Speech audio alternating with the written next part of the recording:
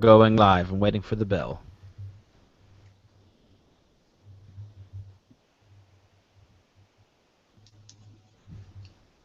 And welcome to another edition of Is Bitcoin Dead?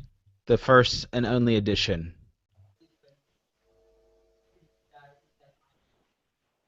No, it's not. It's not. Today we're at an important Okay, Shrimp. summit. We're at an important summit of experts here today to discuss and talk about the situation in Bitcoin. We're going to be talking about. Chris, take it away, my friend.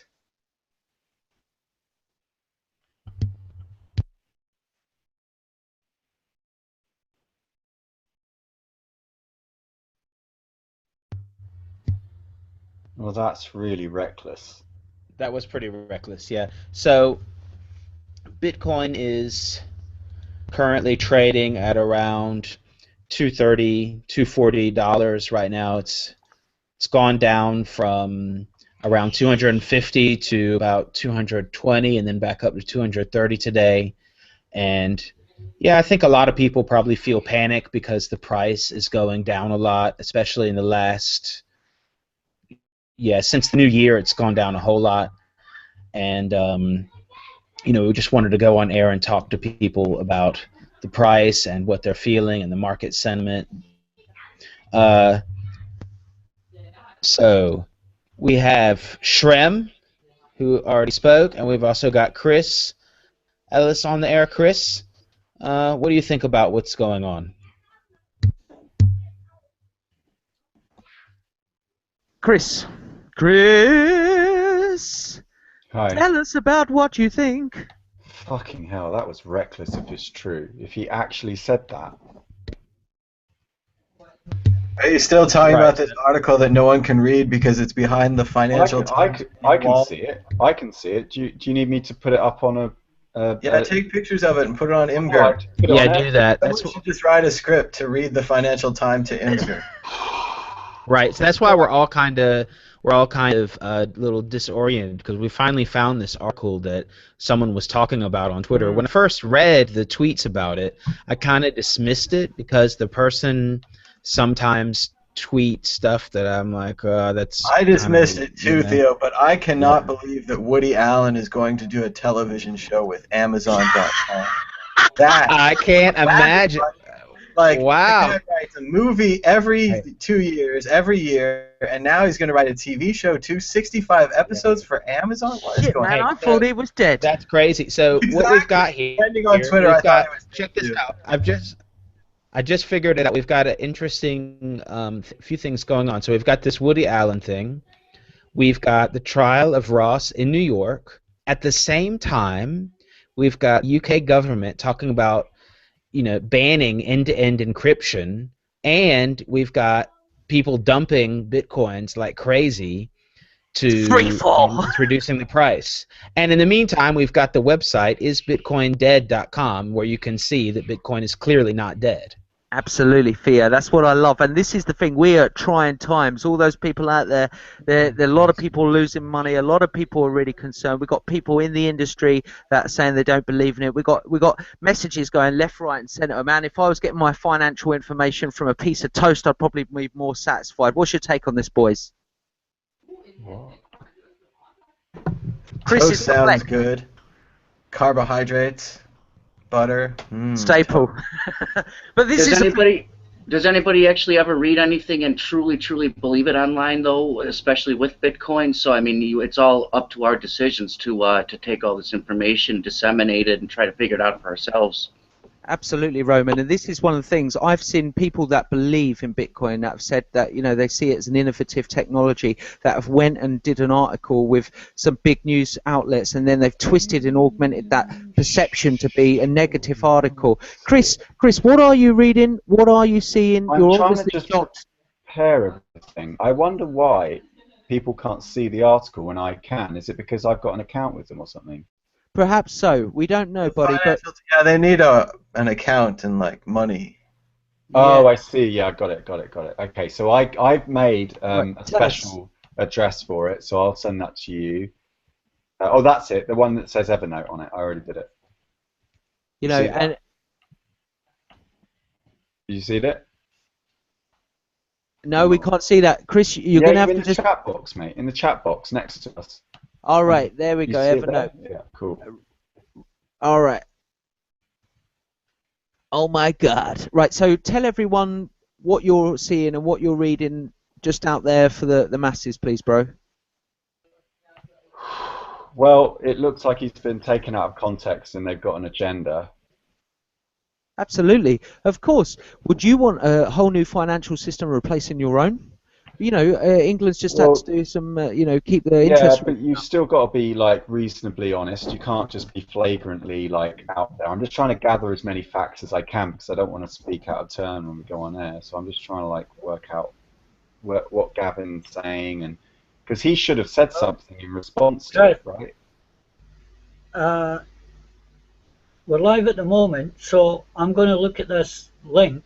Is it possible that Thomas could give us a quick rundown on the hangout you just done about the trial for the Silk Road I'm stuff? going to tweet while that we're out. reading the article? Real quick, I just want to say I read about 3 sentences of this article, and I don't know. It just seems like a loaded thing to me. I don't understand it. Guys, do you really think, and this is for the viewers out there, when something is innovative and new and got the capability of disrupting a current system that is king, you don't seriously think that people are going to allow that to happen, even if it can make the world better? This is the nature of progression, and this is why, you know, we always beckon and hope that the business leaders, decision makers out there see the potential for Bitcoin to make the world a better place, and we genuinely know that to be true. It's an innovative technology, just like the internet was. Imagine if the internet wasn't around. So, you know, now going back to the price, I think it's really important because we're seeing several pegs where the price is skyhawking down and where a lot of people are selling off. Can any of you guys give a quick perspective to anyone out there about the price and stuff? I see some people looking at some charts there. Guys, give us a rundown. What's the situation with the price at the moment? Well, it's the price is spiraling down.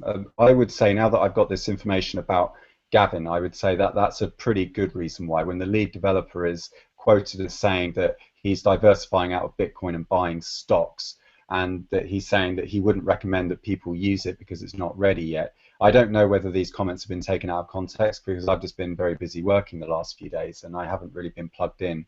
But I think that another reason why the price is going down is because the vast majority of people that claim that they like Bitcoin actually don't really want Bitcoin. What they really want is money, and they want dollars. They want whatever buys them their futures, their dreams, the projects and goals that they want to work themselves towards. So every time a new merchant adopts Bitcoin, what happens is it creates extra selling pressure, because the instant that they receive those Bitcoins, BitPay will put them as a sell order on the market, and so take it out as fiat. You don't have any new money coming in to provide buy support. And the reason why the price is going down so dramatically is because it went up so dramatically in the first place. It was allowed to, in quotes. I mean, by allowed, I mean there was no shorting ability, right? People, when the price was going up in November 2013, when we had, before Gox happened, and when China was getting into Bitcoin, and this was going to be their way of shorting the dollar. Do you remember all those rumors? And what was happening was that people were high on their own supply. They were drinking their own Kool-Aid. They were pumping in far too much of their own personal savings and just cashing in on a dream, like a pipe dream. And I think what happened was everyone talked themselves into this narcissistic rally where you were speculating on other people's greed. You were buying it because you thought that with the same information other people would also buy it. The problem is it then becomes a competition between each other to see how greedy you are. You've got to speculate. You've got to say, well, I need to be a little less greedy than the next guy, because if I'm not, then I'm going to come up short. Now, this type of market dynamics pitches everyone against everyone, right? So everyone is everyone else's enemy, rather than just focusing on your day-to-day, tasks and your goals and your dreams in life. Instead, you're everyone else's enemy. But you still have to put a smile on your face. You still have to turn up to the conferences and shake hands and be like, yeah, it's all about the blockchain, and go with a lot of those kind of buzzwords. Make sure that you use all the buzzwords, because if you don't, you won't fit in and you won't get the vital information you need. And venture capital. First. Yeah, well, the thing is about markets is you make money because of information that you've got that someone else doesn't have, right? So when you're going to these conferences, it's all about going with a knife behind your back and get ready, because you're one opportunity away from being stabbed. So you've got to stab before you're stabbed. It's what it's all about. It's all about screwing other people over before you get screwed, right? Chris, this is how those markets work. It's a bunch of guys sitting in air-conditioned offices in like the city areas that are basically playing a game called Let's Make This Candlestick Get Higher. Right? And they play the game and say, like, let's make the candlestick get higher. They've got no context of like what this would mean for the fisherman in Hong Kong, or the coffee farmer in Uganda, or wherever it is. Yeah, they don't know. They don't know what the risks are because they're not there. How can you understand someone's risk if you're not there with them? The biggest risk bankers take is crossing the road on the way to work. It's getting in the fucking car. They don't take any risk. It's other people's money that they're trading. Now, we know that the Financial Times has an agenda that is against Bitcoin. It's very bearish. Of course, a lot of their readers don't want Bitcoin to succeed because they've got a lot of money invested in the status quo. And so I don't know. I can only speculate, having read that article which I tweeted out. We're getting some noise from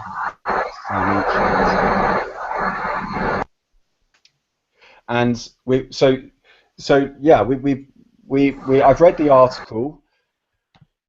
I've read the article.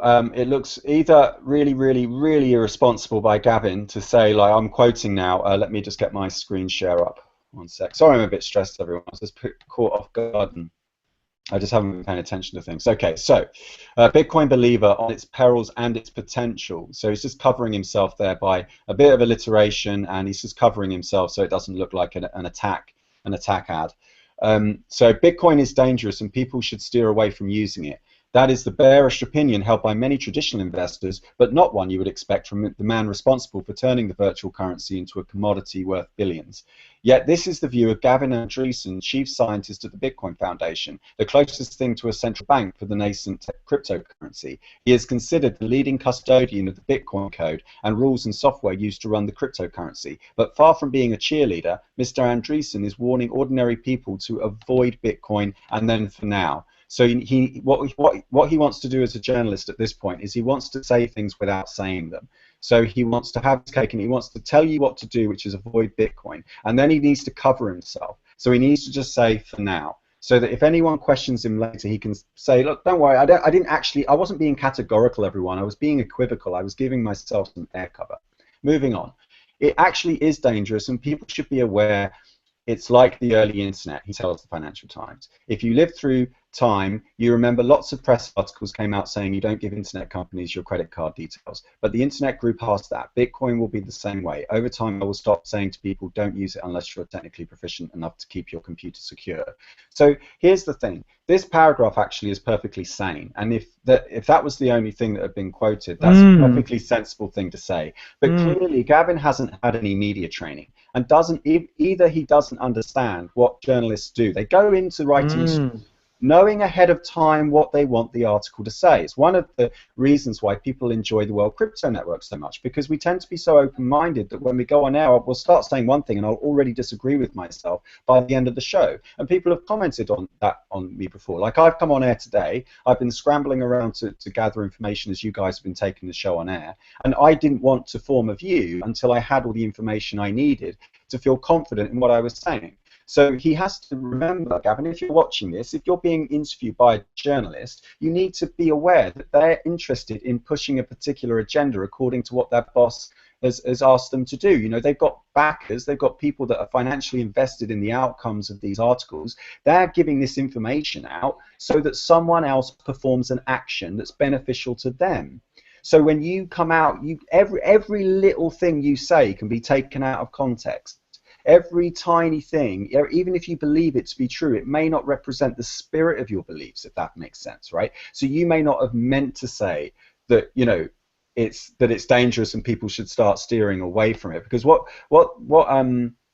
Murad has done here is very clever, right? So he's taken a quote that is for Bitcoin is dangerous and people should steer away from using it, and then attributed that to the investors. And now he's claiming that it's actually Gavin Andreessen's point of view. But who's he? Only chief scientist of the Bitcoin Foundation, only the guy that is the custodian of the Bitcoin code. And so now what he's doing is he's framing the narrative. Now you get all the way to the so now you need a reason to believe this. And what's the reason to believe that all of this is true? Well, because of look what's happening at Bitstamp. And everyone goes, oh yeah, I've got it now. There's the smoking gun. Now you scroll all the way to the bottom, you've got some back history here, and this is just to pad the article out. And then when you get to the bottom, it's now, this is the killer quote, and this is like, he should be fired for this. Bitcoin is wild and crazy investment that I'm diversifying out of all the time, he says. If Bitcoin is wildly successful, I'm still holding on to a good chunk of Bitcoin. My God, that makes you sound like an absolute... It could be worth tens of millions of dollars, but it could be worth zero. Fucking markets hate uncertainty. Moving on, it doesn't make sense to hold more than that amount. I don't have a desire to be a multi-billionaire. That's not what motivates me. I have no desire to be filthy rich. So this is just an app, and the problem is that this article is behind a paywall. So some people got the information first. One second. Some people got the information first, and some people didn't. I didn't even know the article existed. It's not even on the subreddit. It didn't even come up in my Twitter stream that I only check now and again. So this has just gone out to a few people. And then they've seen it. The only reason I can see it is because I've got an account. I've posted up a link to my Evernote so that you can see a cached copy so you can get past it. But this is just an absolute train wreck. This is irresponsible because I'm not into Bitcoin for speculation investment reasons. I've said as much before, but that doesn't mean that the price is irrelevant. The price is still a very important factor because nobody enters into a market expecting to leave worse than they were when they first got into it, right? So the problem is that as the lead developer, he just needs to shut the fuck up and work. He shouldn't be speculating on the price. He shouldn't be saying anything to anyone. He can make, like, the State of the Union, he can comment on the GitHub, and he can make sound judgments about science, which is where his expertise lies, not in financial investments. Why on earth would you listen to this guy for financial advice? I have no idea. But going to a mainstream newspaper and just without any warning or without everyone knowing the facts ahead of time, by the way, this project that I'm the lead scientist of, well, I wouldn't invest in it if I were you. I just don't think it's secure enough. In fact, actually, I'm cashing out and going into stocks. Like, I don't know what to say. Like, that is just reckless. Do you not understand? Like, I don't care. I don't live for money anyway. I don't even care about money. But other people do. And it makes them miserable. It makes them suicidal. And I then have that in my atmosphere. I don't want that kind of shit in my atmosphere. I don't want to listen to my friends. And I have been hearing friends recently that have been talking about suicide. I don't want to have to... I don't like to think that my friends want to end their lives because they don't see a future for themselves. Well, we believe in hope, and that's why we're here today. Chris, you nailed that right on the head, and this is the thing. The people out there and that have the systems in place don't want something coming to rock their boat, so they're going to twist things. And I only hope that the marketing manager of the Bitcoin Foundation, the most beautiful Jing Young Lee, England, I hope that she does listen to this and has a chat with him, because this is the thing. There is so much potential in the Bitcoin network. We believe in this. We believe in this as a technology to invigorate and free us from the problems of financial tyranny, which has been things like fractional reserve banking and a whole host of other problems. Guys, let's move on quickly and wrap that up. Can we talk a little bit about the price and some of this manipulation with the price and the forces that are driving the price at the moment? Right. Before that, why don't we... Thomas, what was that link that you sent me earlier, the suicide prevention link?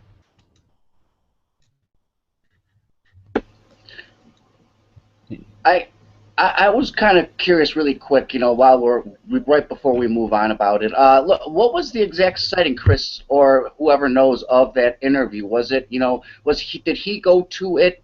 Did they come to him? Because where was it taking place, in a bar or something? Because it just doesn't sound like something a professional sober man would say. It just sounds, it really doesn't. Really fucked up. I'm just so confused. Like, why would he even? I can't imagine what the setting was.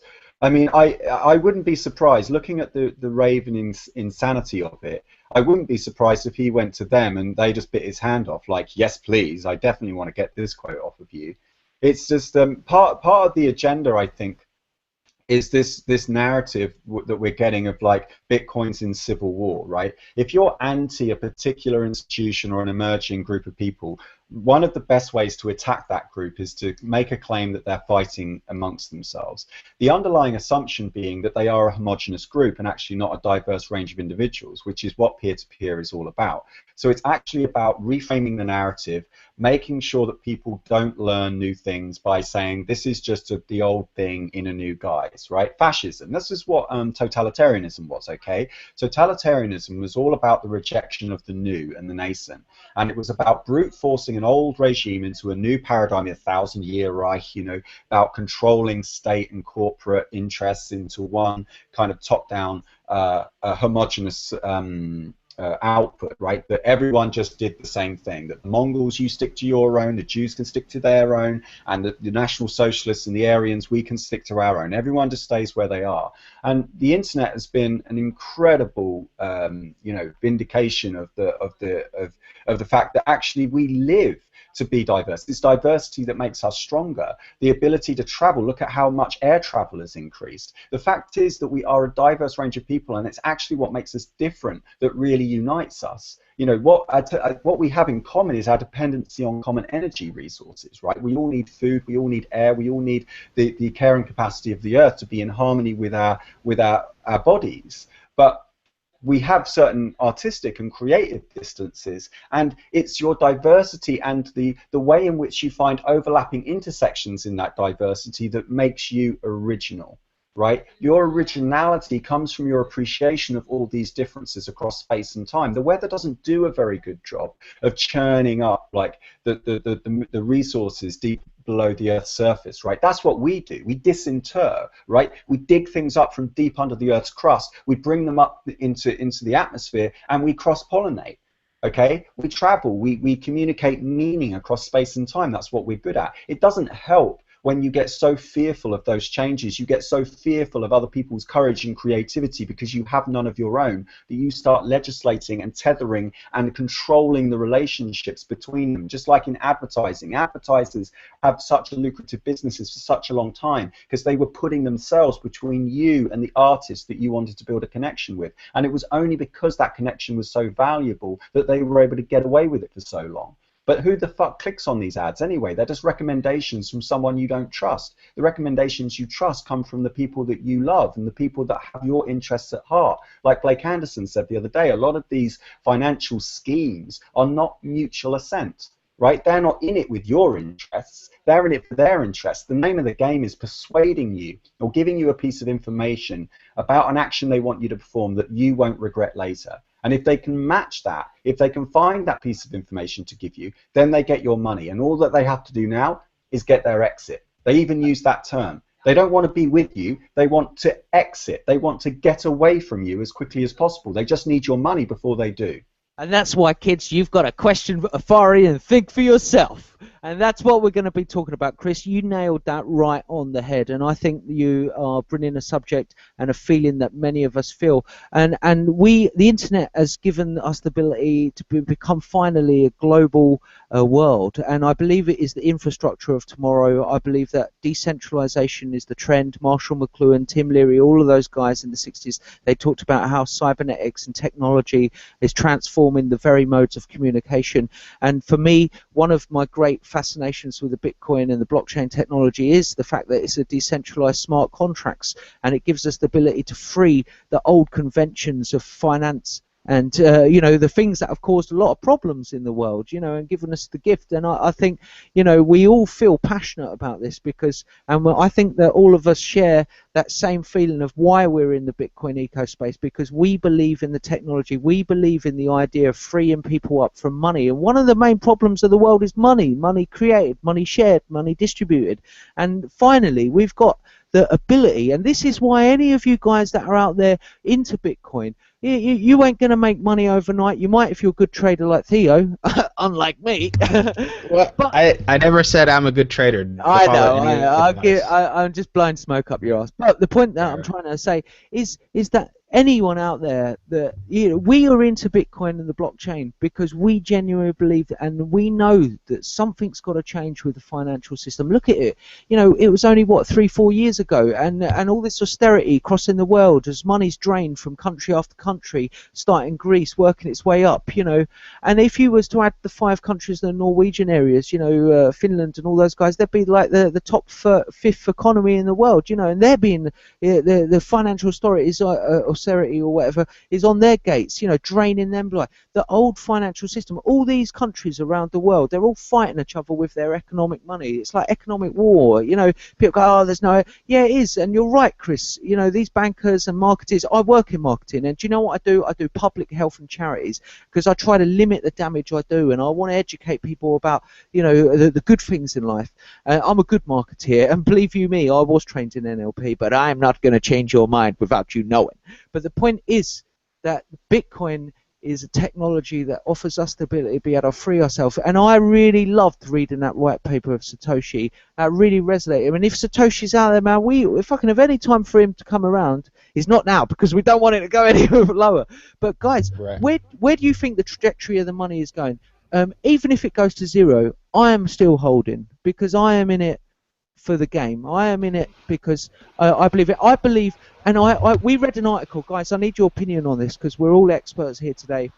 I read an article about someone on Reddit said, is this an attack on the price, the very weakness of Bitcoin? That these guys, these big players, these monopolies have got in there because they've seen and they can't affect it. You know, Bitcoin is so highly evolved, so many people working on it, so big now that if there's a problem, we patch it. If there's a fork, we solve it. If there's this, we do. You know, but is this an attack on the price? Are the very market forces driving the price down? We don't. Maybe we don't know for sure. I mean, nobody knows for sure who's selling. But I mean, it is, like I said I think on the other video, it is ironic. There's a lot of things going on just right now in the last few days. There's the Ross trial in New York. There's the UK government talking about banning end-to-end encryption. And in the meantime, you've got this article in FT and the price being pushed down a lot. So that's a lot of stuff all together in one, and they are all interrelated somewhat. So going back to, we do have the question and answers, can't get them to work, but we do have one question, and that is, how did Gavin become how did he get his title? How did he get the position? Was he elected? How does that work? Because I think a lot of people... Yeah, but a lot of people don't understand how that works. So I think we need to break that down about how he got that position. And also, I want to mention, in the meantime, I don't think I'm not sure if my screen share is working, but if you're feeling bad or upset, just go to the website suicidepreventionlifeline.org, suicidepreventionlifeline.org, and you can get help there if you don't feel well, if you are thinking about, you know, that you need help and you've panicked a lot, then, you know, there is help out there. So go get someone to talk to. Hey, a comedy site that's hilarious. I'm sorry, I don't want to kill that. But does anybody here really hear the significance I do with what Shem just said? Even if it goes to zero, I'm still holding on because I'm just in it for the game, and not a game sense as we're winning or losing. Game sense is in a change of a game changer to change the game, baby. Yeah, if it goes to zero, I'm gonna hold. You know, and listen, you know, I haven't got millions of quid. You know, I'm not here to make loads of money. I'd like to make money, but the thing is, I'd rather it change the whole global financial system for the better. I'd rather. I mean, I never expected it to be the biggest computing network, you know, in 2-3 years. So I never expected a guy to invent. Okay, saying you're going to hold even if it reaches zero, but that means that you've got to be holding some other kind of currency as well. If you've only got Bitcoin and the price goes to zero, you got a problem. Well, no. One thing that you don't understand is, baby, I'm a musician. I can't be bought with money and shit like that, man. you know, and yeah, I got a crappy day job or day job, whatever, or you know, but my heart and my passion, you know, is for innovative things that make the world better, and that's what I do. That's my game, and I know that all of us, we're passionate people. We want progress, and that's why I'm going to hold, you know, and I'm going to hold. I'm going to hold if it goes to the ground. I see what's happening at the moment as a lot of market forces, so many market forces. You know, we're seeing the eye of Sauron, you know, staring brightly at the Bitcoin now. You know, it's got it directly in its view, man, and it's you know, and the look at the way the media is playing it. Look at all the forces, and you know, I've got a lot of friends. I don't know if you guys know Benjamin Fulford or the Dragon family or any of those guys involved in a lot of counterculture stuff, you know, but we're entering a time where global, you know, the East is the new West, my friend, and, you know, the old empires are falling, and, you know, we are, you know, I'm from England, as you can tell with my fine English accent, but, you know, look at the way that England is running around, look at the West, that we're running around still thinking we're colonial powers, pissing everyone off around the world, and we need to bring peace and prosperity and sustainability, and we need to change. The old systems ain't going to work in 100 years' time. They're not sustainable for humanity or the planet or us people and each other. And I think, Chris, you rightly say and echo that in a very articulate way that I could never deliver, but I feel very strongly in that. And, you know, and that's why I'm a musician, right? I make a lot of music, and I don't make music for crappy pop songs. I write music, songs of hope, you know, because I want to make people feel how I feel. You know, and I feel really empowered. I feel Bitcoin is part of a multifaceted, you know, social cultural change brought about by technology and the very changing the modes of communication.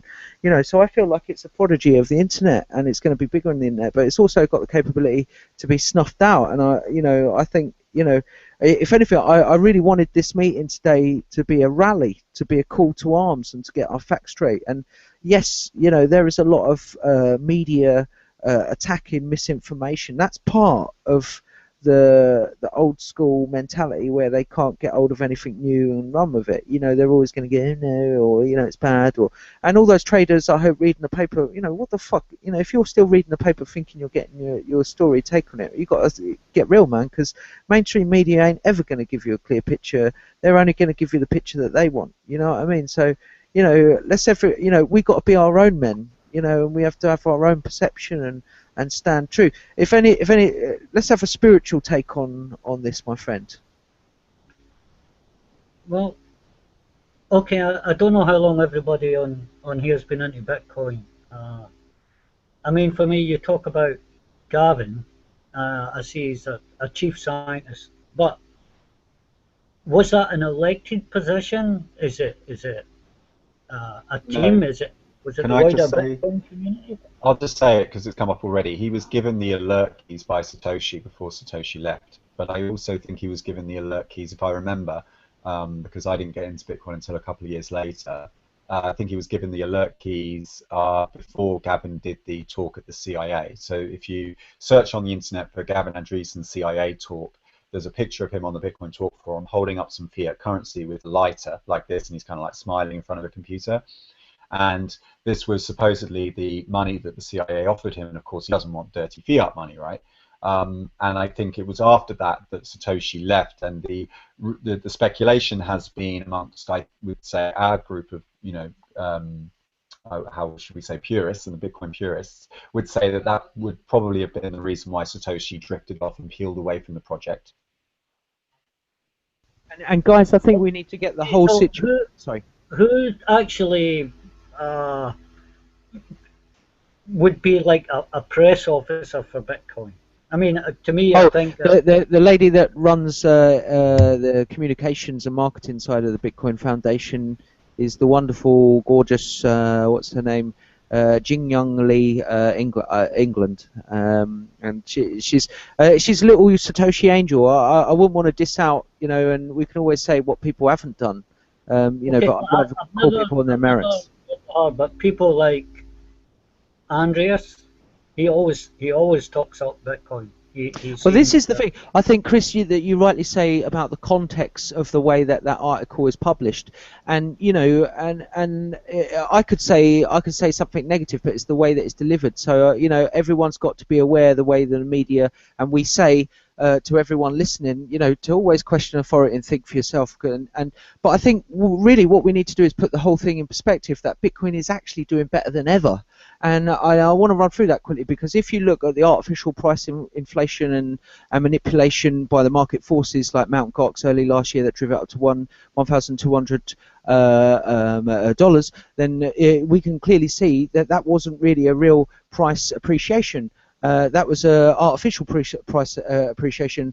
And the market forces governing today, we've got more computing power, we've got more people using it, we've got more transactions, more people using it. That's the key thing, isn't it, Chris? That more people actually using Bitcoin. Hey, no, it's not. More people need to understand it. A lot of the reason why we are where we are right now isn't because the technology is not good enough. All the technology in Bitcoin existed as of 1997 when Adam Back invented proof of work, right? Every single thing that we needed to build this wonderful invention existed over 15, 16 years ago. We had what we needed, we just didn't want it enough. We didn't have the necessity. It was a values innovation. Absolutely. We need to want this. Then and the problem is that the developers at Bitcoin are technicians and mathematicians. They're not creative. PR guys. They're not PR guys. The problem is I haven't met any ethical marketers in the Bitcoin space, present company accepted, everyone, right? I haven't really met, every time I try to partner with someone and look for someone to work with, it's like wading through treacle.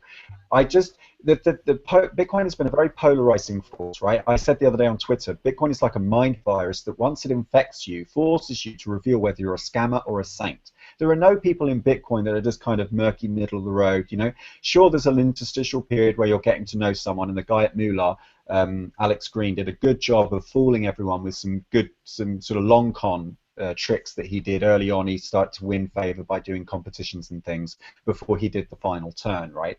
But it actually is like a ray of sunshine. It's a disinfectant that shines the light. Every scammer that's come into Bitcoin has been exposed pretty quickly. Gox took a long time because I don't think we were used to it and weren't expecting it. But Bitcoin exposes the truth. I have struggled to find front-end developers and marketers that don't very quickly fall into Machiavellian-like ways where it's like, yeah, but who's to say what's right and wrong? I mean, these things are so subjective, Chris. And it's like, it's not black hat, Chris. It's just kind of like a gray area. As soon as you say gray area, you've already admitted to me that you know what black is.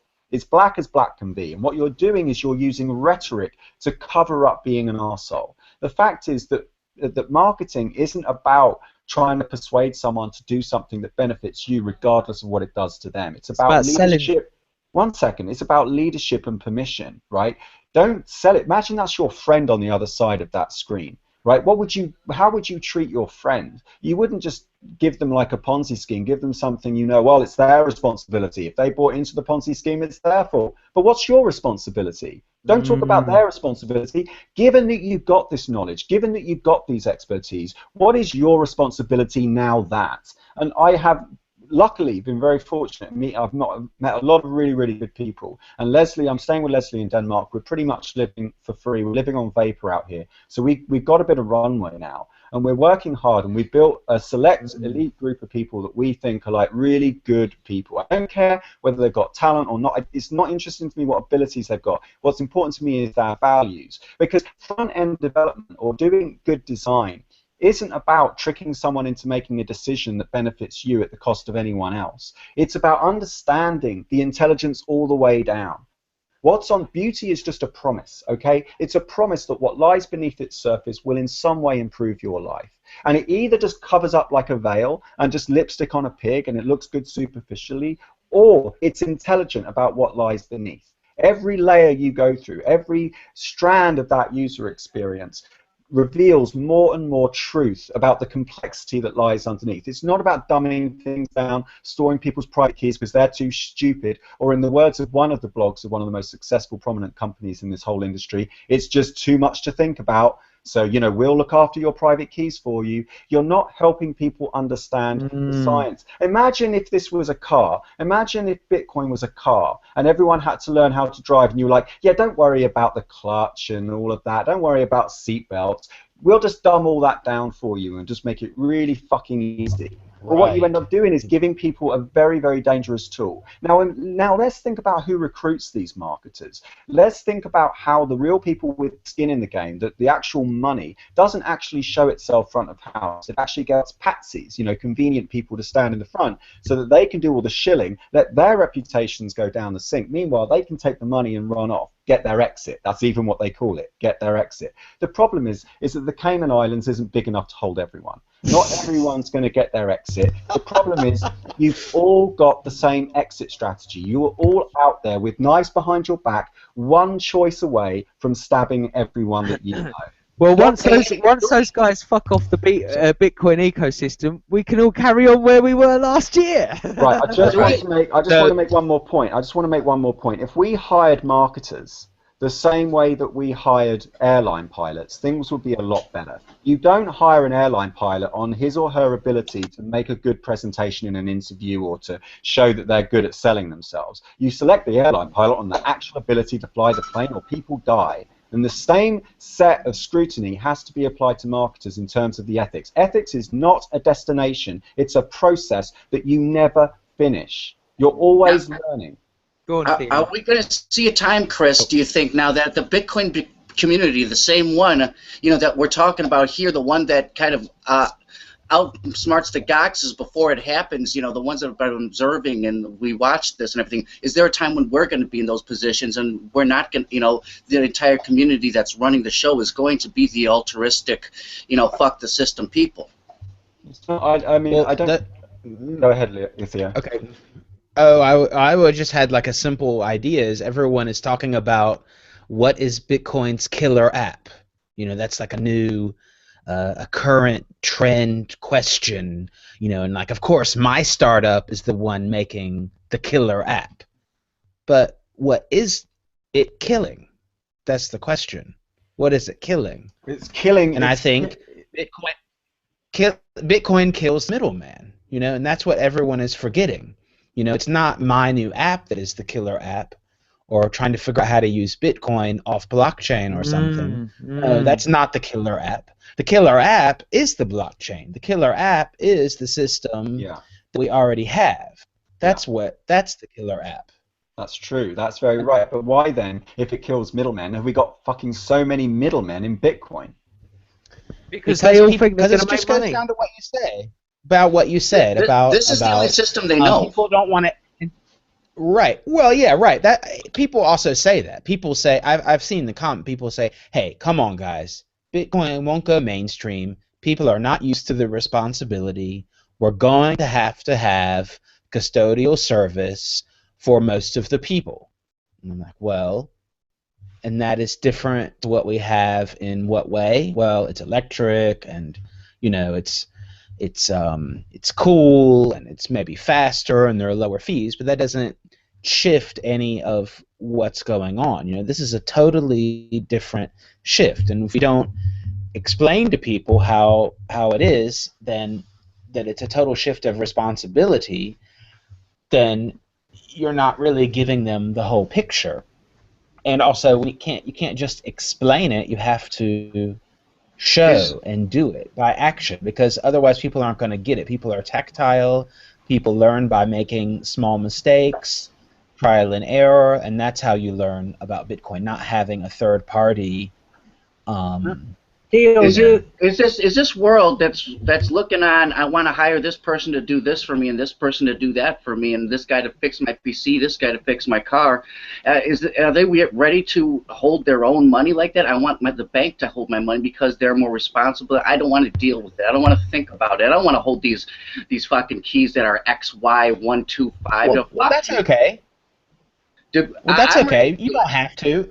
I'm not going to force anybody to. If you don't want to hold your own private parts, then you can let someone else hold your private parts. But just beware, when the shit hits the fan, your private parts might be gone, and with it, your Bitcoin. So from now on, I'm going to call it private parts, because that sounds more intimate, because it is an intimate thing. It's your money, it's your Bitcoin. Theo, So That's a good way of looking at it. Go ahead. Theo, you follow the altcoin market. Is the altcoin market sort of tied to the Bitcoin? I noticed in the past that when Bitcoin went up or down, altcoins tended to follow it. Is that the case with the latest trend? yeah, sure. Well, it's even worse, basically. So, I mean, you can just look at Litecoin, for example. So, um, Litecoin was valued, I don't know, at what, $30 or $40 at the beginning of 2014, and I think today it's worth $1.60. So that's a big downtrend. You can see how much bigger of a downtrend in price. What about Dark So- Coin? I've seen a lot of stuff about Dark Coin on Twitter. Well, yeah, all of them. Yeah, there's there are a lot of altcoins. I mean, you almost need a whole other discussion. But okay, for as far as price is concerned, well, most of the altcoins are traded against Bitcoin. So, and not trade against Fiat. dollar or pound or whatever. So you get a price.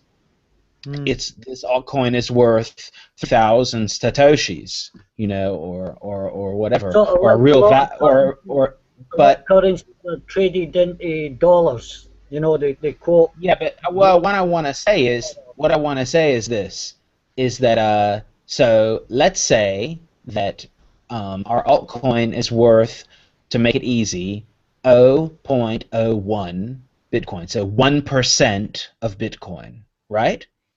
Okay. And if the Bitcoin price goes down by what, 10%, and our altcoin is still worth 0.01, well, then the altcoin has lost 10% in value without really going down in terms of fiat value. You see what I mean? As buying power People overall. want to take the money out of Bitcoin and stick it into some other exchange thing.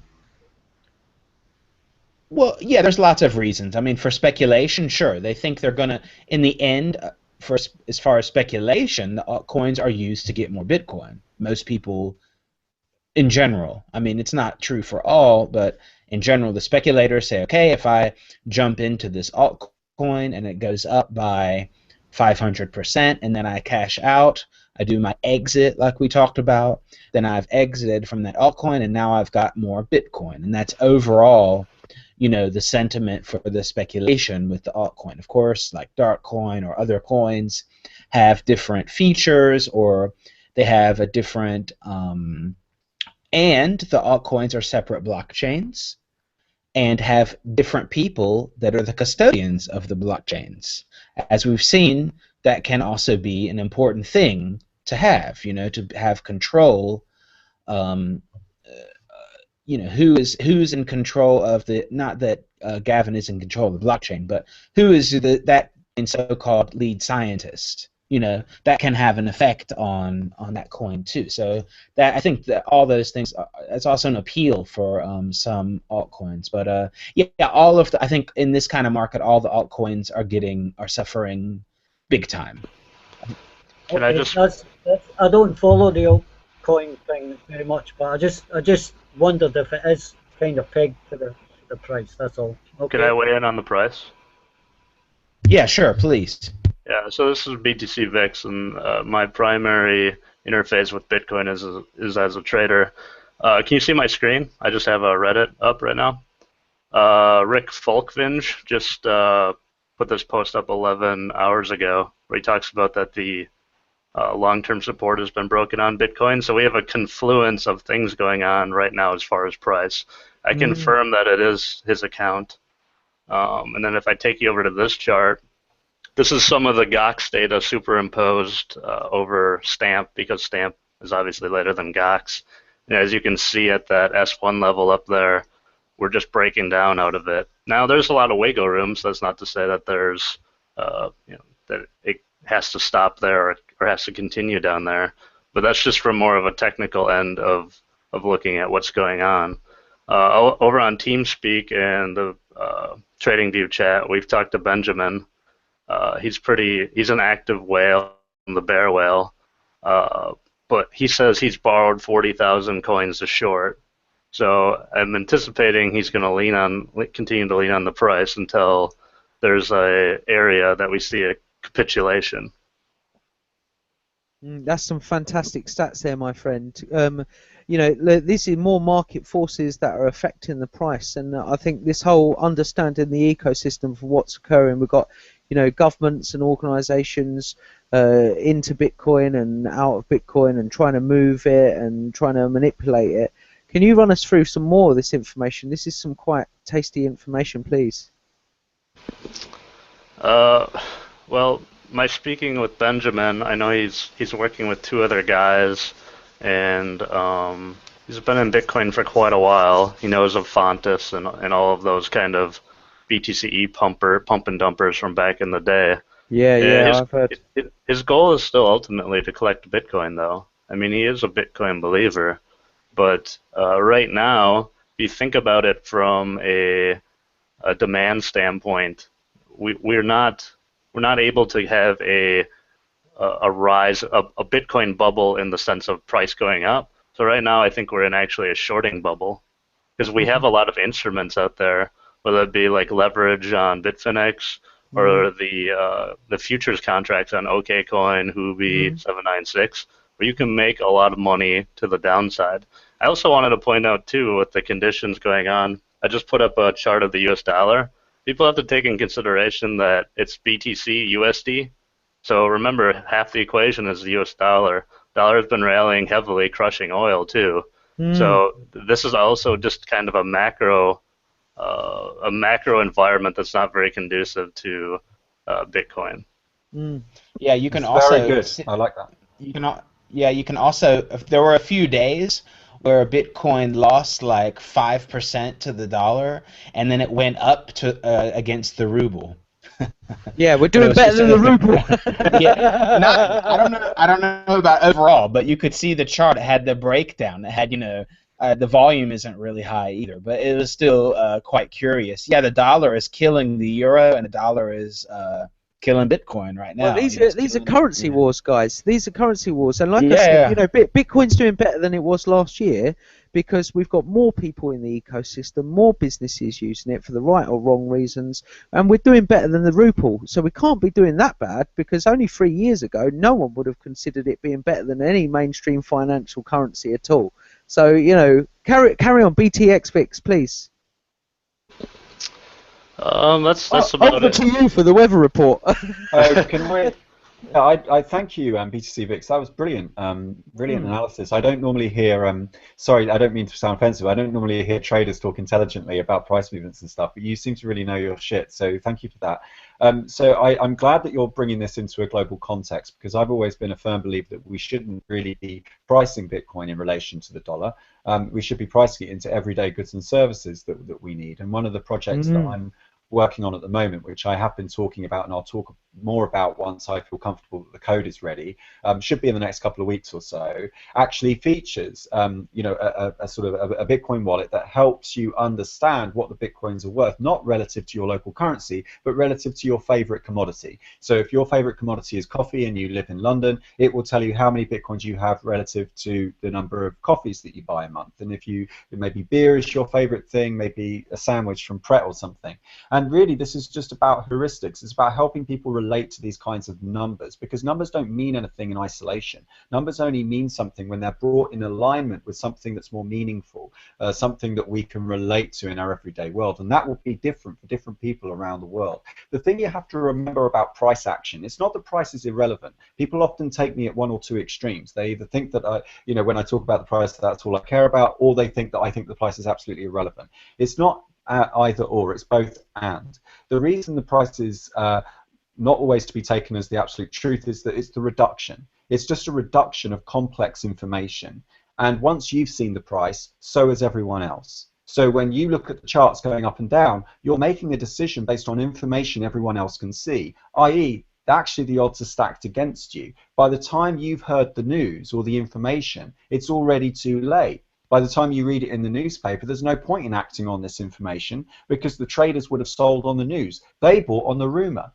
The trick to manipulating these kinds of markets is to be an insider, be an investor at one of these exchanges, right? Because the way exchanges monetize is by giving preferential order types to the big backers, right? You're an exchange. You want to win no matter what happens, right? You're not going to play a game unless you know you can cheat ahead of time because you're smart and everyone else is dumb. So you want to feed on all the little fish, all the members of the public, the mom and pop retail investors, the young student who wants to put something away for the future. You know they've got a need and you need to exploit them because in marketplaces, everyone's trying to get what someone else has, right? So it's zero sum. So as a trader, let's say you want to set up Bitstamp or whatever, what you need to do is you need to get upfront investment to pay for your lifestyles, to pay for, living in Shoreditch ain't cheap, right? Champagne isn't cheap, right? You want to go out, you want to do coke, not cheap, right? You've got to prop up those dependencies, all those unnecessary desires that you've accumulated because of advertising or whatever. You need to prop those up. How do you do this? Well, what you do is you go to a big investor who wants some exposure to a market, and you say, I know what you really need. What you would really love is preferential information that I can give you, because when I get all the minions to sign up to my exchange, I can give you all of their account information, I can give you all the inbound transaction details. There's nothing illegal about this, it's just informatics, right? There's no regulation that prevents this. And when you make an order, I can make your orders go through faster than everyone else's. So when one of the little minions puts in a trade, we can actually write an API that lets your developer build software that puts an instant buy order above it, so that they get pushed down and they'll keep getting in front running. Yeah. Do we know that to be occurring? Well, if you look up front running and you look, I can't give specifics because obviously you're never going to get proof. I know, but rumors on the grapevine, my friend. Actually, yeah, go ahead. We recently did a hangout with OKCoin, and I have to say, you're talking of really high level stuff as far as just problems with a centralized organization like an exchange, and ultimately you want to lead to those decentralized exchanges. But do understand, as a trader, I have to play in this environment right now. But I have to pick my battles kind of carefully. But you can check my account. I'll find the exact segment of the video where we talk to OKCoin about fake volume, front running, and co-location. And that's kind of probably their monetization front. It's a la Michael Lewis Flash Boys right there. Yeah, exactly. They have really low fees or no fees on trading. I think they have like a withdrawal fee, so you always wonder how they make any money. Yeah, look, the thing is, if you don't know who the fool is in the arrangement, you're the fool. There has to be someone else taking the other side of this bet. I mean, what did you think this was all about? This is all about eating other people's lunch, making other people do the work for you, because your dream is the same as everyone else's. You want to be on the Cayman Islands. The question is, who wants it the most? Right? Do you really want to be on the Cayman Islands? Are you sure? Because these guys want it more than you do, and that's why they're winning. Now, I don't want to play this zero-sum game. I don't play that. I don't want to have anything to do with this bullshit civilization. I find it quite primitive, animalistic. I find it really uncreative, uninspiring. I don't want to be around these people. Like, if this was World War II Germany, if this was 1933 Germany, okay, I'd be fucking getting out of that place ASAP. I would be, every nice German that I met that just kind of the weasel worded their way around things, look, he's really not that bad. He created 6 million jobs. What's not to like about the guy? When I start hearing like all these people, and I know too many people in the Bitcoin space that just sort of cover up the immoral behavior by sort of saying, well, it's a gray area. Who's to say, Chris, the problem with these people is that if this was 1933 Germany, they would be driving the trains. They would just be keeping quiet, not saying anything, just maintaining the status quo. Because when you don't pick a side, you pick the side of the oppressor. You actually say, no, I want this to continue, and I'm just going to shut my eyes off to all the crap that's carrying on. Vinay Gupta says it perfectly. He says you've got capitalism in the West stacked on socialism in China, stacked on top of feudalism in Africa, and he's absolutely bang on. The only reason you get your Coke and your champagne is because of all the people beneath you working so hard to build the environment that creates it for you, okay? Well, now, we've got a message for those people out there that are living that bullshit life, that bullshit life isn't going to be happening for the next 100 years, my friend. The reason why our planet is under so much stress, there's fucking wars going on, there's sickness among humanity, people are unhappy, people are sick of the way the world is going at the moment, is because of those bullshit things that Chris rightly so eloquently, bespokely fucking said.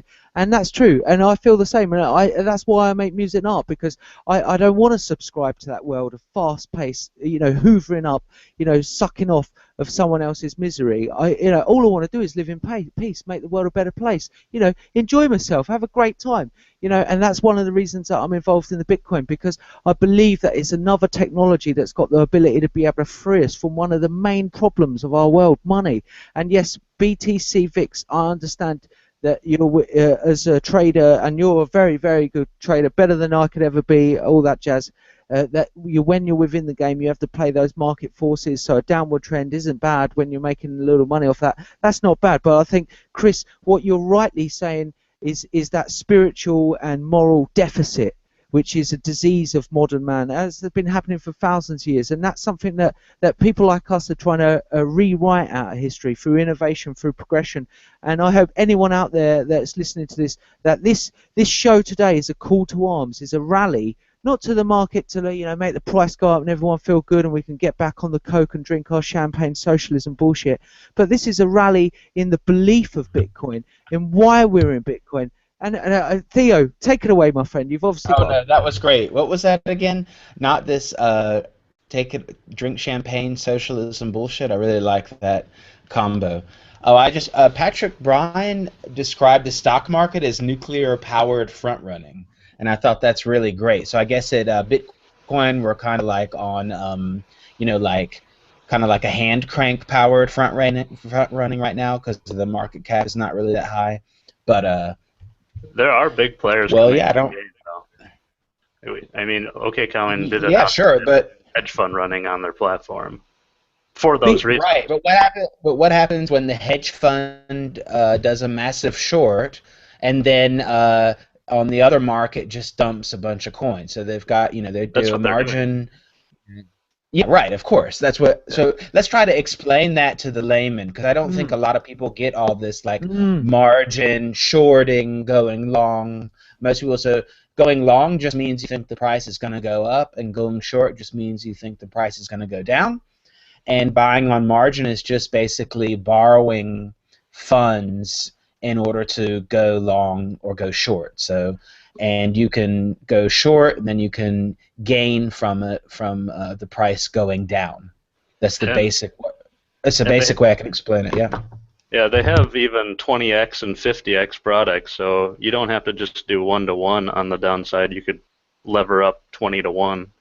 For every dollar you have, you get 20. Everyone, I don't recommend anyone do 100-to-1 margin. I heard about I saw I think it's like Bitcoin Arch or something, like 100-to-1, 50-to-1.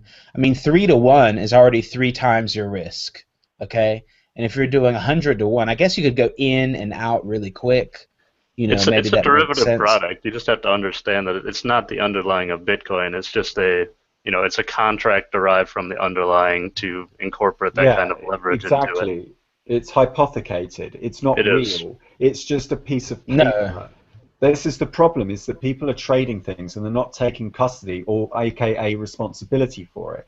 Now, with the case with Bitcoin and the user interface, like I've been sitting down with some ethical coders that have been difficult for me to find, but I've eventually found a good team of people that I really enjoy working with, whose values are in the right place, who are not about the money by any means. In fact, I'm very fortunate to have a friend who's been lending me money. In fact, he says, look, if you can't pay it back, Chris, I trust you. And I need friendships like that around me. I need people like that who have belief in this. Now, one of the interesting things about Bitcoin is that you have multi-signature addresses, which were already part of public key infrastructure before Bitcoin came along. It is possible for a company like BitPay or CoPay, one of their products that I believe is open source, for them to hold one key, for you to hold another key on your computer, and then hold a third key on a paper backup or on a Trezor, or preferably an open source version of the Trezor, which is a piece of hardware that you plug in to sign transactions. This is all public key infrastructure. It's been around since RSA in the 70s. It was really pioneered and came through in the 1990s with Zimmerman and PGP in 91. And what it means is that the private key, which, by the way, you have a private key with your bank, it's the password you use to log in. And when they give you those one-time pads where you put your card in, that's all the same technology that we're talking about, okay? It's just that instead of relying on a bank and sharing the secret with them, you're sharing the secret with the universe, right? You're sharing a secret with an algorithm that can be performed anywhere on the world, as long as you have the same setup everywhere. Now, that's why it's important to have open source. So what you can have is 2 or 3 signatures unlock the funds. One sits with the company, and 2 reside with you. One of the ones that you have is offline and has a physical air gap with the computer, and one of them sits on there all the time. In order for someone to hack your coins, they have to either come around your house and abscond you and get the password out of you, or they have to hack the exchange and get the password from your browser. But they always need 2 of those 3. There's no need for these companies to be responsible with hot wallets I mean, the amount of money that Bitstamp must have spent on all the liabilities that they've just accrued because of the theft. They could have just put the equivalent amount into development, do a multi-sig transaction. Every time you want to do a trade, your browser just signs the transaction. It presents it with half of the key. You sign the other half of the key, and the trade executes. The trades don't need to go through milliseconds, as long as everyone gets the same crack of the whip. As long as everyone's on the same playing field, a trade can be 2 seconds. Do you really need the Bitcoins that quickly? Like, I must get the Bitcoins because I really, really need to order some milk on the internet. Like, I really need, no, guys, seriously, I need to fill up the car. I need those Bitcoins now. No, you don't need the Bitcoins now. You just think you do. Someone's come out with some information. You're panic. The reason people leave their money on the exchanges is because they don't want to be the last out the door when they expect the price to crash. What did you think was going to happen? Everyone knew the price was going to crash. They were waiting for it. It's why they kept their money on the exchanges. They don't want to be a day late when the price tumbles. Everyone wants to be a day early. And this is the reason why this problem persists, is because the designers don't talk to the developers. They don't have a mutual respect for one another's professions. The developers look down on the designers and think that it's all petty bullshit. The designers look down on the technicians thinking, well, they're just too fucking lofty and think that they're brilliant. And if they don't get together and really reason things through, it's the customer that will ultimately pay. And selling compounds selling. So, you know, when we get to one price spike, and, you know, it's easy to get to the lower one. And like BTC VIX just said, you know, they're going to be waiting for that because that's, you know, they're going to be selling into that. BTC VIX, I just asked a question. Can you give us a brief on your background and your thoughts on what 2015 will be for Bitcoin price, market, and ecosystem, please? Sure. Well, I came out of like the listed trader space, so it's significantly different than trading Bitcoin. But I've fallen in love with Bitcoin because it never closes, which impacts my sleep cycle. But just kind of drifted on to the TradingView forum, and then out of TradingView chat, we've started this TeamSpeak server, which has about 120 people on it right now. Can we share that in the links column down there below? Yeah, I can do that in a moment. Yeah. Go on. I just to, you know, kind of reiterate the stuff of like the Hangout, which I really love. We used to do a Hangout with all the traders. As you know, it's only like 10 people can fit in here. Mm-hmm. And then we couldn't run it live 24/7 because the Bitcoin market's 24/7. So we're all over at the TeamSpeak channel now.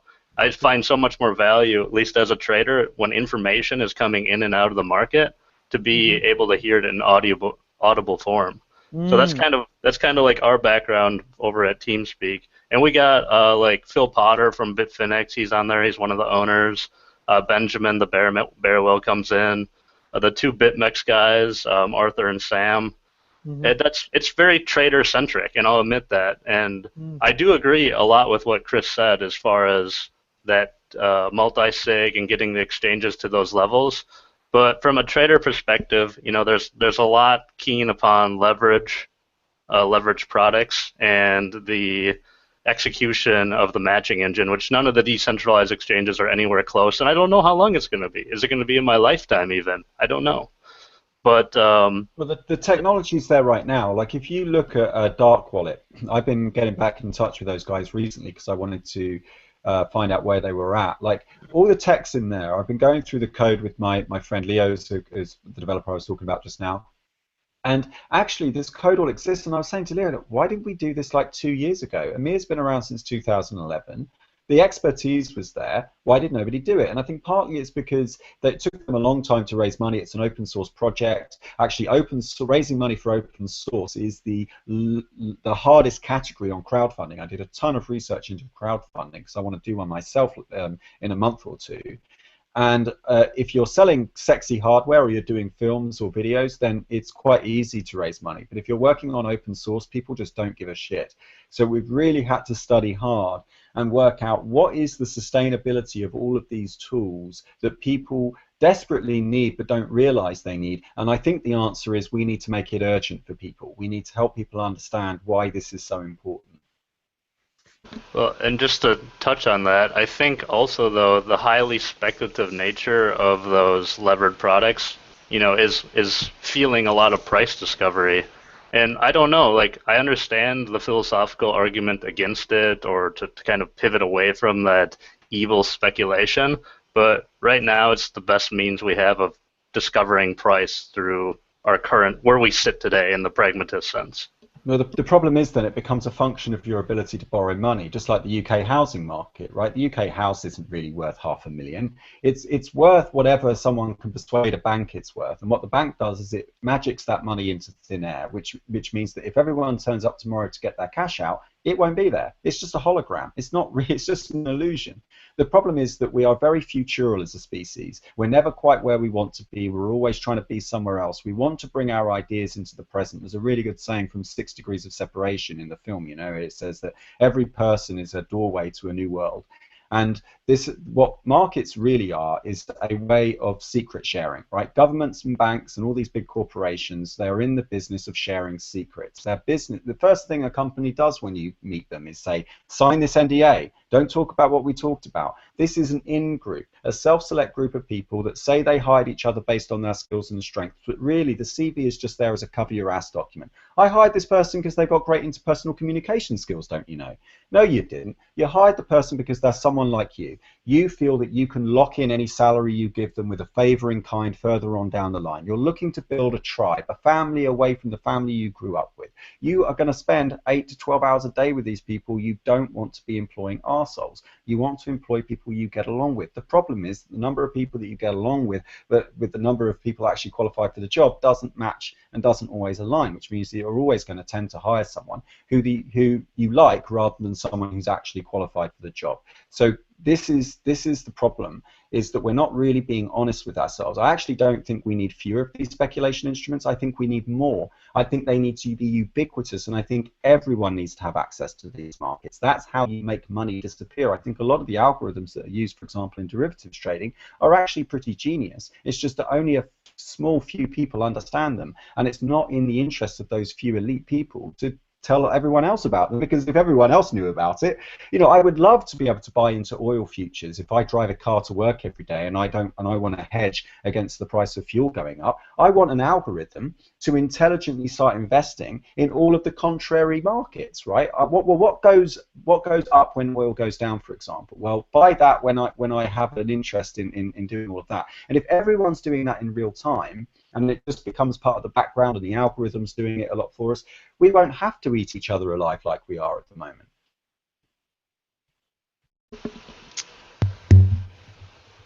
Yeah, I don't know if I have much to add to that. I do see, like I said, the projection going forward. It's just, how do we get out of this current dogma that we're in? I know it's a thought, a thought adventure or a thought process that we have to go through. But where we sit right now, that's the products that we use.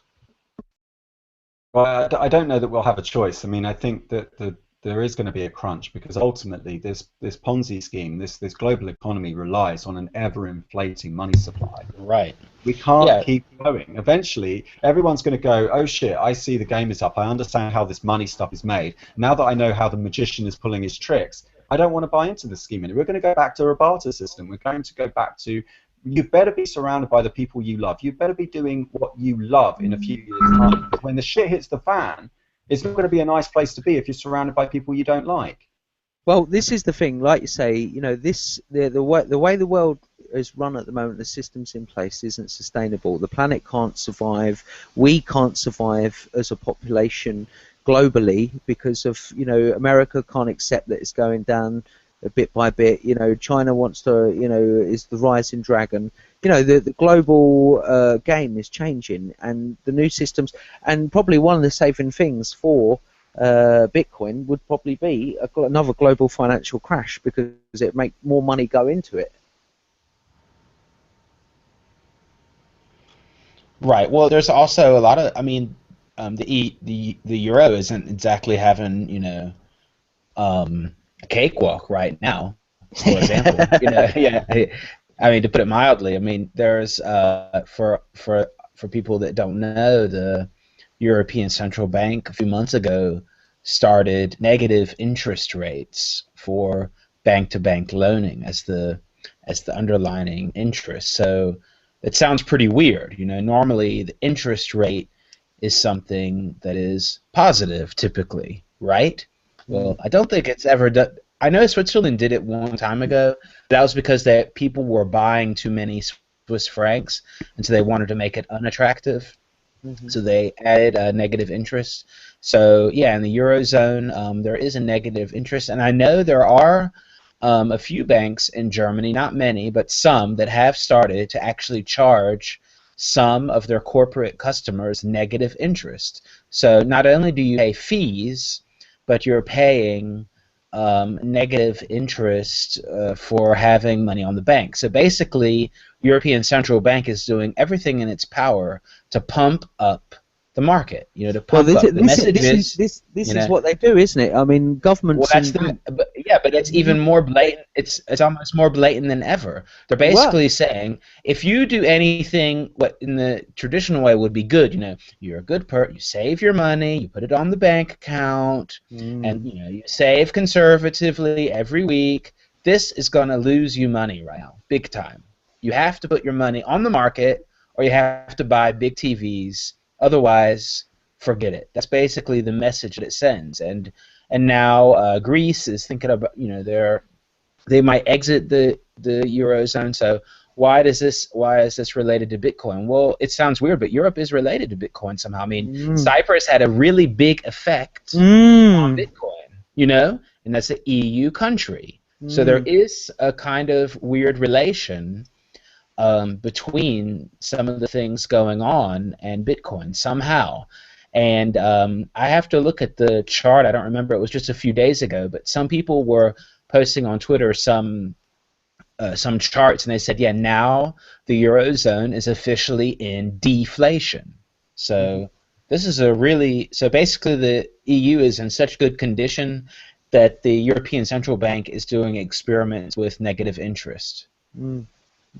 Well, this is part of the vehicles that governments use to make money, their own currencies, and we are in a currency war, global currency. Different countries want their currency to come out on top. They want it to be better than someone else's country at their expense, so that they live a better life. Remember that the word predator comes from prediction. That if you don't adapt and change to your environment, you become the prey to a predator that is able to predict your actions. And the reason I want to go to Theo's point on this idea of if you save your money, you're going to be at a disadvantage. The problem is that doing that is very habitual and predictable. And as a result, there's a whole bunch of vultures, remember, that won't play a game unless they can cheat, who will anticipate your actions and make bets against your desired outcome, and they will just take the difference as their profits. So you're not in a world where people want to help you. You're in a world where people, particularly those at a distance, who want to see you without you being able to see them, are actually going to eat you for breakfast. But that relies on a propaganda machine just pumping the same message to you. Like at the moment in London, you'll see lots and lots of posters from Lloyds Bank and others saying, oh, you can buy your dream home with one of our new mortgages designed for young couples. And it's all about luring in a gullible group of sheep that kind of go in and say, yes, come, come, come. And what they're doing is the same time as you're buying into the market, they're selling. Not too quickly, not to crash it, but they're just gently selling into the strength that you're providing. The way they get that market pressure on the buy side is with advertising. And advertising is all about a creative group of individuals that are like you, same peer group, understand your needs, understand your weaknesses, and they're there to give you a creative presentation, an advert of pictures of a dog laying on a carpet, kids playing in the backyard, and it's all about attacking your dreams, getting your dreams, exploiting that need that I have to bring this dream into the future. Never going to happen. Never going to happen. What was the picture that was on the new? What was the picture? Sorry, what was the picture on the new Bitcoin Foundation homepage, they also did, they tried to put like they revamped the website and put nice pictures Yeah, it's and not said, authentic. if you want to be a silver, Yeah. right, if you want to be a silver member, just pay here, and if you want to be a gold member, just pay here, and that was Yeah. also really about advertising. Yeah, and Yeah, we of were course. gonna So be now now the message is buy, buy, buy.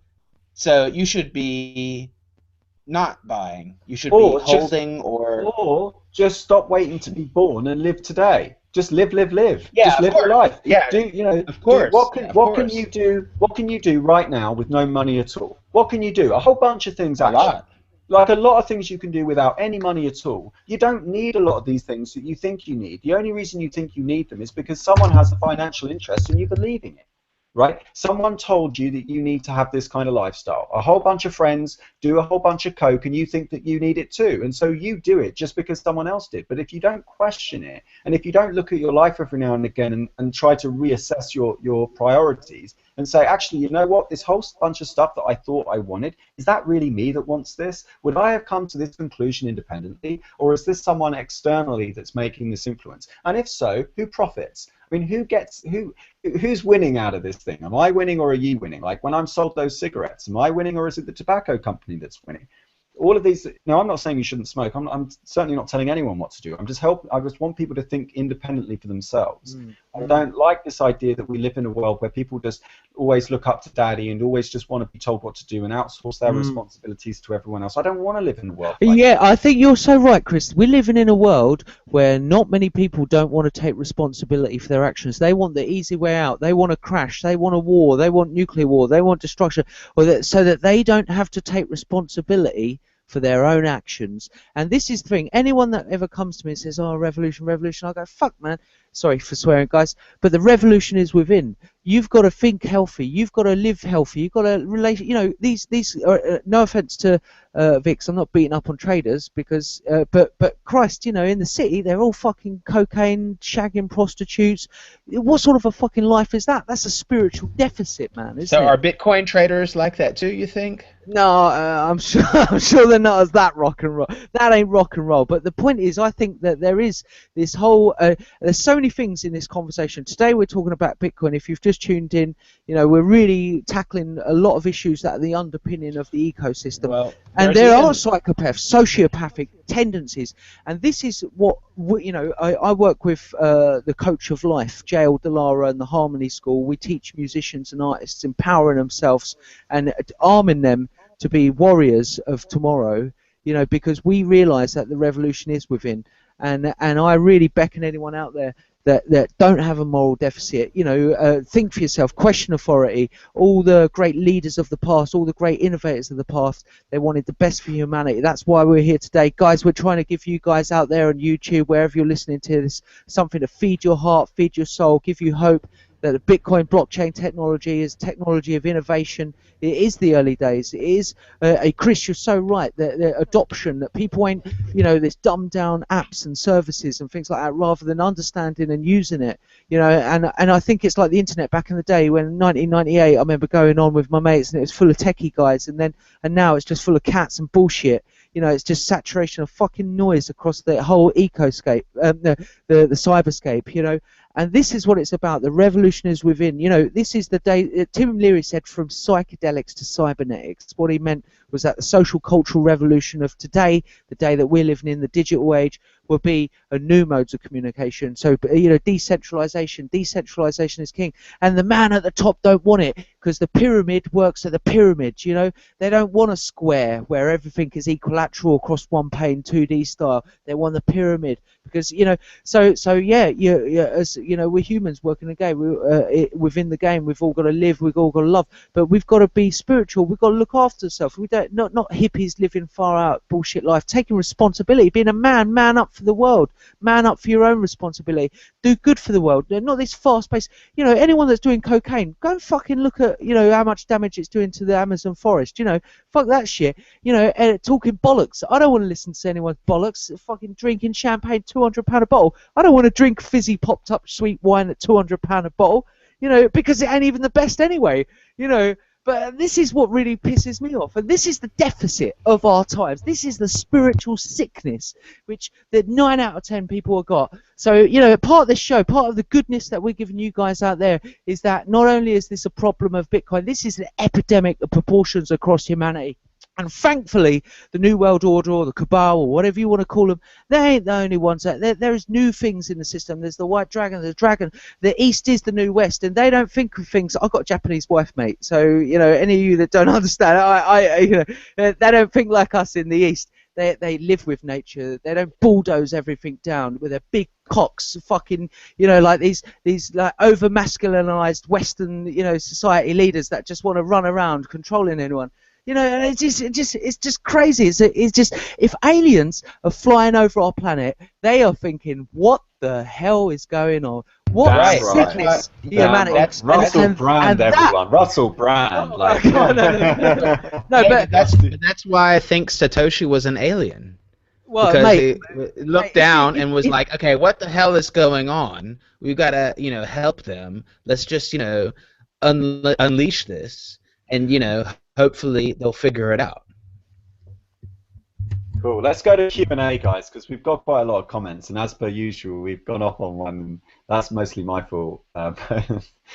So let's see. Somebody here said something about Greece. Apparently, Greece is not going off the euro, and we need to watch Russia Today.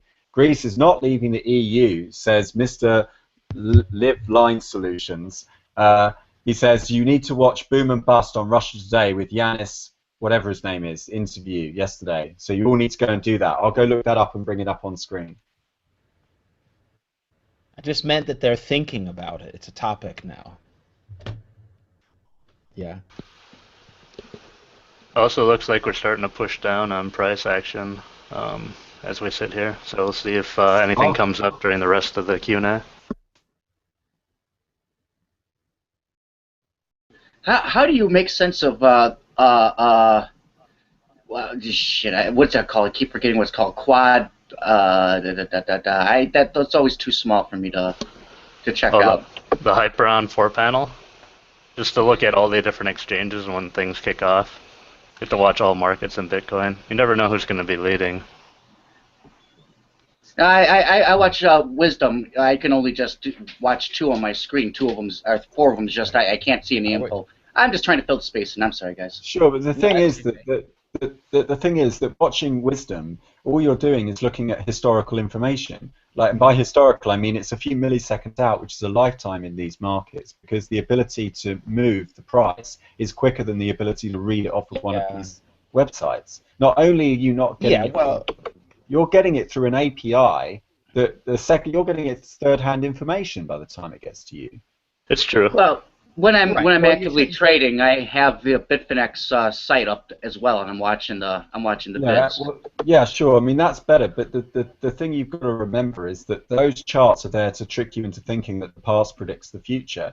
The big whales are the ones creating the reality. They're creating the economic shock, so they're in charge of the next event before you are. They can see the downward move before you because they create the downward move. So, Chris, are you saying you're not a believer in technical analysis? No, I never said that. I just think that it's a contextual thing. You have to look at everything in context. Now, it's not that the price isn't important. It's not that the price doesn't rhyme with the future. It's not that it says nothing about what we do next. But I know a lot of my friends, I lost a lot of my friends to trading. Like, I'm not kidding. They never left the house. They just spent all their time looking at charts. And when I do eventually see them, they're zoned out, completely depressed. They've lost a bunch of money. They get addicted to their losses. They keep putting money into good money after bad, whatever the phrase is. And I find it really unfortunate and really sad. Right. Yeah, but so yeah, that's a life decision that they're making and they're losing out on. And you know, sure. You can't blame the market and the APIs. No, yeah, but you can't. Well, you can never predict the future with the past. That's correct.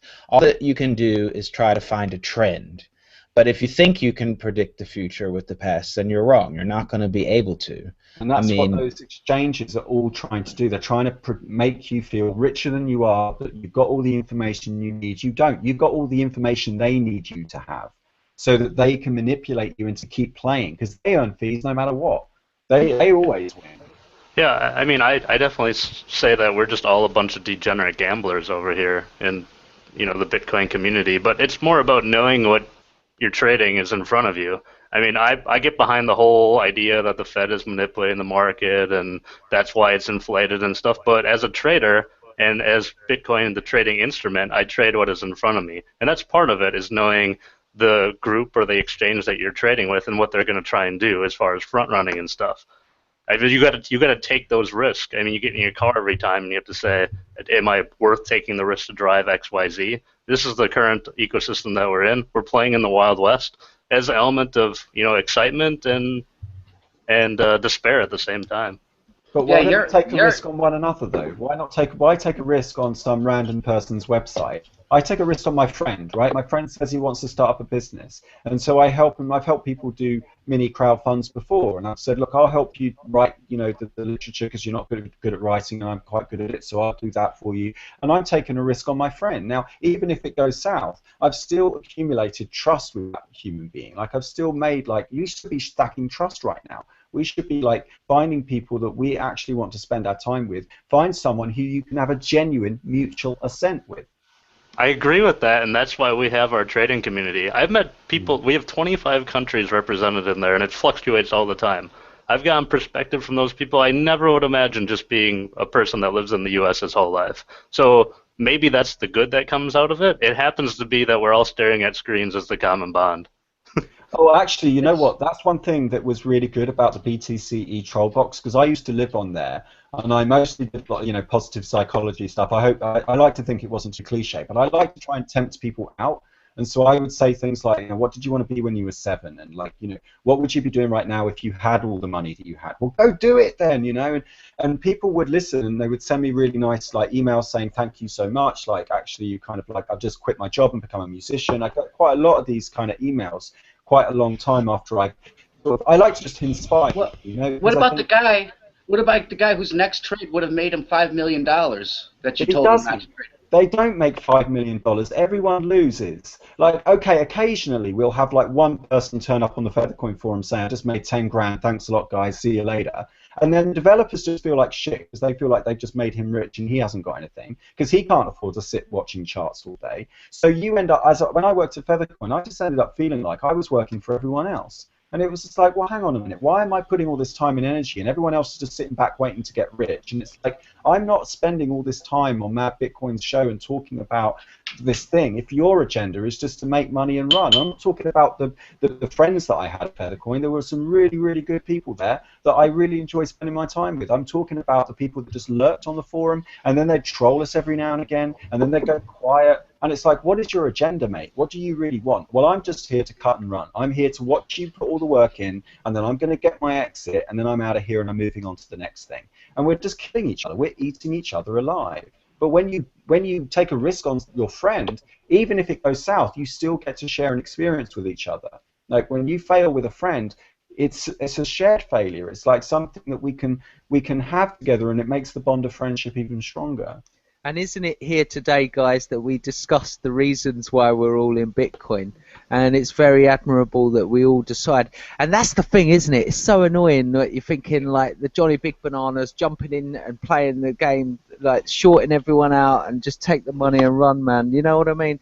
I wasn't here to do anything but to have a great time with people that want to innovate and make the world better, and that's why I'm here, and that's what I do with music and art, and what I do with the business stuff that we're involved with, and that's the only thing I want to do, because to do anything else is just greed. It's all low-based shit, and it's all like fucking caveman stuff running around. There's a real moral and ethical like question here, guys. You know, the reason people, there's nothing wrong with making a living and using. You know, you can't blame a guy for wanting to make a buck, but I can blame a guy for wanting to make a buck at the expense of someone else. Doesn't matter what form it comes in, because it's still the same unsustainable rules and unsustainable way which we're doing things in the world, and that's why we're doing Bitcoin, to get out of that. So why are we playing the same games again and again in it? Well, this is the troll box thing. In the troll box, it wasn't the money they wanted; it was each other. They just enjoyed spending time there. And that's the thing I said, like, this is great that you enjoy spending the time, but you do realise you're eating each other alive. But hey, this sounds a lot to me like, the same thing I would do, playing poker with my friends around the table. I can make a buck, I can not make a buck. So it's a community thing. I think is what me and Vix or 14, whatever you want to call it. That's what I'm doing. I'm not going to make any damn money on the fucking market.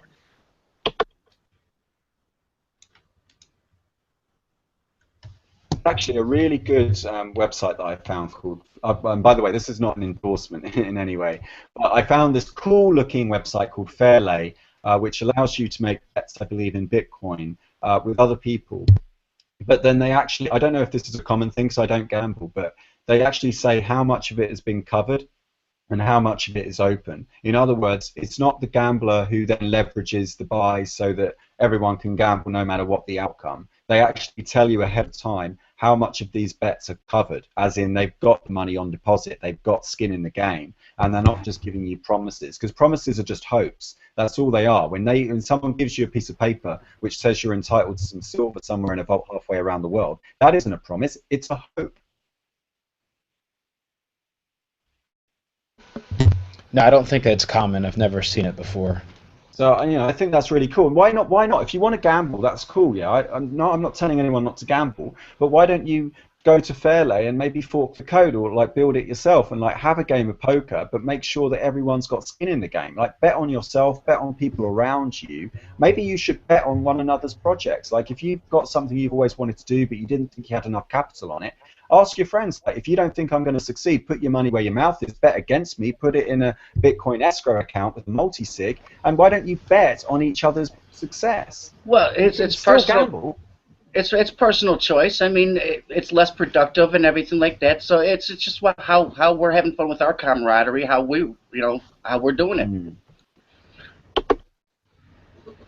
Yeah, I don't know really where to go with that conversation because you want the funds to be multi-sigged onto the exchange to know that they have some, but then when you move away from the spot trading into the higher level derivatives, like we're moving into futures, I'm sure options will be coming. You're essentially doing like a contract for difference. That's it's a leveraged product, but actually the exchange isn't the one standing behind that. It's for the losses because they have this socialized margin loss system where if basically their system isn't able to handle it, the winners take haircuts, which is very interesting. You don't see that in the listed space, and I'm not really one to be extreme fan of it or extremely against it. I think it's interesting though that us traders can interact with these exchanges at a startup level and have these things come out, because we could never do that in the listed space. I can talk to TD Ameritrade or E-Trade and get them to talk to us traders about what we want. So that's where I feel a sense of community. I do understand that what your point is, but again, I'm a trader here and I'm sitting here, so I have to engage in the environment as it is. And it's nice that I can reach out to them and they actually respond. Now, do they actually do anything when I respond, or are they just giving me lip service? There's probably some of that. I'm not so naive to think that isn't the case, but there is interaction going on. Yeah, so we've had some more questions. I mean, Stefan says, how much does the blacklisting of Bitcoin.org and Bitcoin IT, etc., in Russia impact this fall in price, do you guys think? And I think that it does play a role, but it's not as if the market didn't know about this quite some time ago.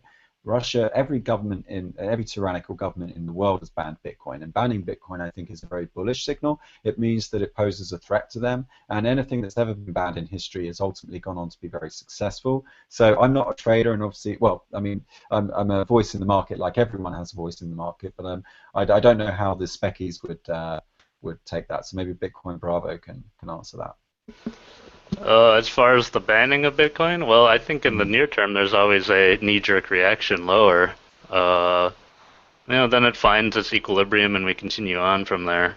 It's kind of like the merchant adoption. You get like this big, massive spike on the Microsoft or the PayPal news, but then the realization that there's no new fiat or no new like money entering the Bitcoin ecosystem, and we continue on our downtrend.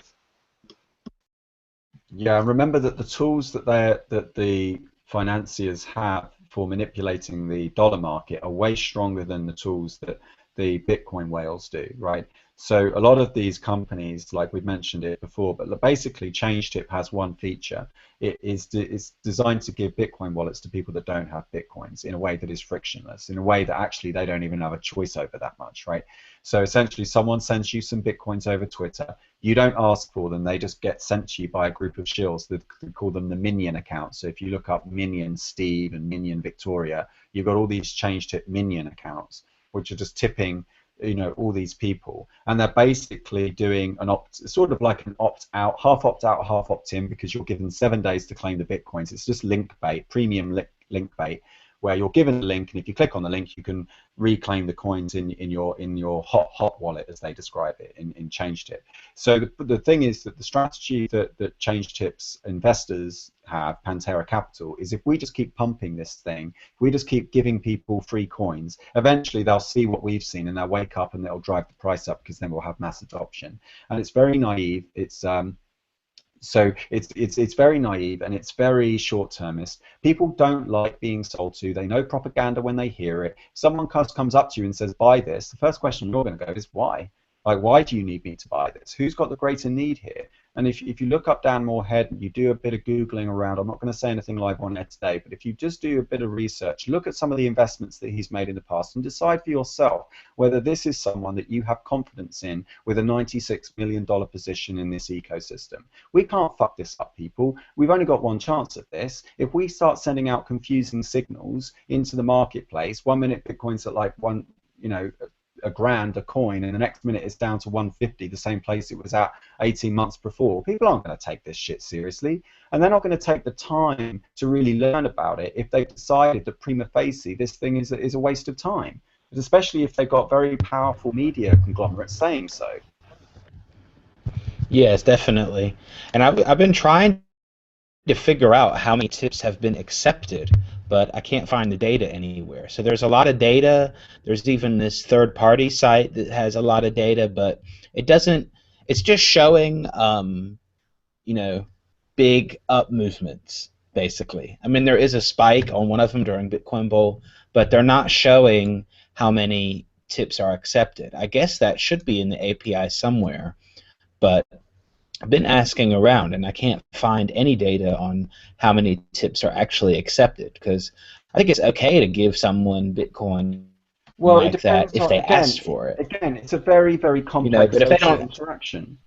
It's a very complex social interaction. You can't, giving someone, but what's the intention? The thing is, I said it's okay to give it to them if they asked for it or if we were talking about it. But just like randomly giving people a penny would be really weird in a normal situation. It's demeaning. Like if your first interaction with me is to give me like $1, it's like, what? You think my time is worth $1? I've got to click. The thing is, people don't understand what time is. A lot of people haven't even tried to understand Einstein's theories of relativity, both special, the theory of fast-moving objects, in general, the theory of heavy-moving objects. They don't even understand what time is. The fact is, the briefest of moments can feel like an eternity. You are time. You bring time to the world because you bring your future intentions with your past experiences, and you weave a present moment out from that, which means that the briefest of interactions on the internet, just being asked to press a button, can feel infuriatingly, frustratingly,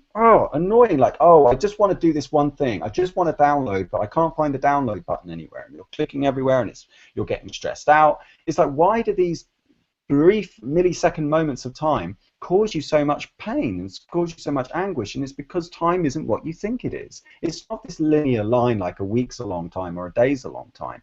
And when you do bad user interaction and you treat people's time with disrespect and you treat their time like it's yours and you own it, then so it's like, that's the problem. Nothing wrong with ChangeTip per se. It's just the way that the steering committee is taking it. The founders are steering it in a direction that comes across more like spam and treats people disrespectfully, doesn't respect their time, patronizes them. Considering this could be an amazing way for people to get involved in Bitcoin early on, they should be doing a lot more education. There's nothing wrong with putting educational content on the front of your site. It's just about taking a long-term view over a short-term view. But, these people have got financial pressures on them. They've got KPI metrics to meet. They've got targets to reach. You're a target. I mean, even Pantera themselves said on Twitter that this is about user acquisition. Apparently, it was in their press release.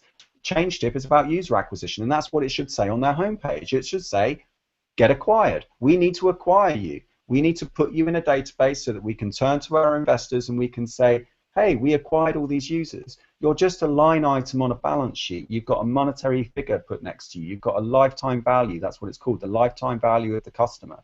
And that's what they need from you. All right.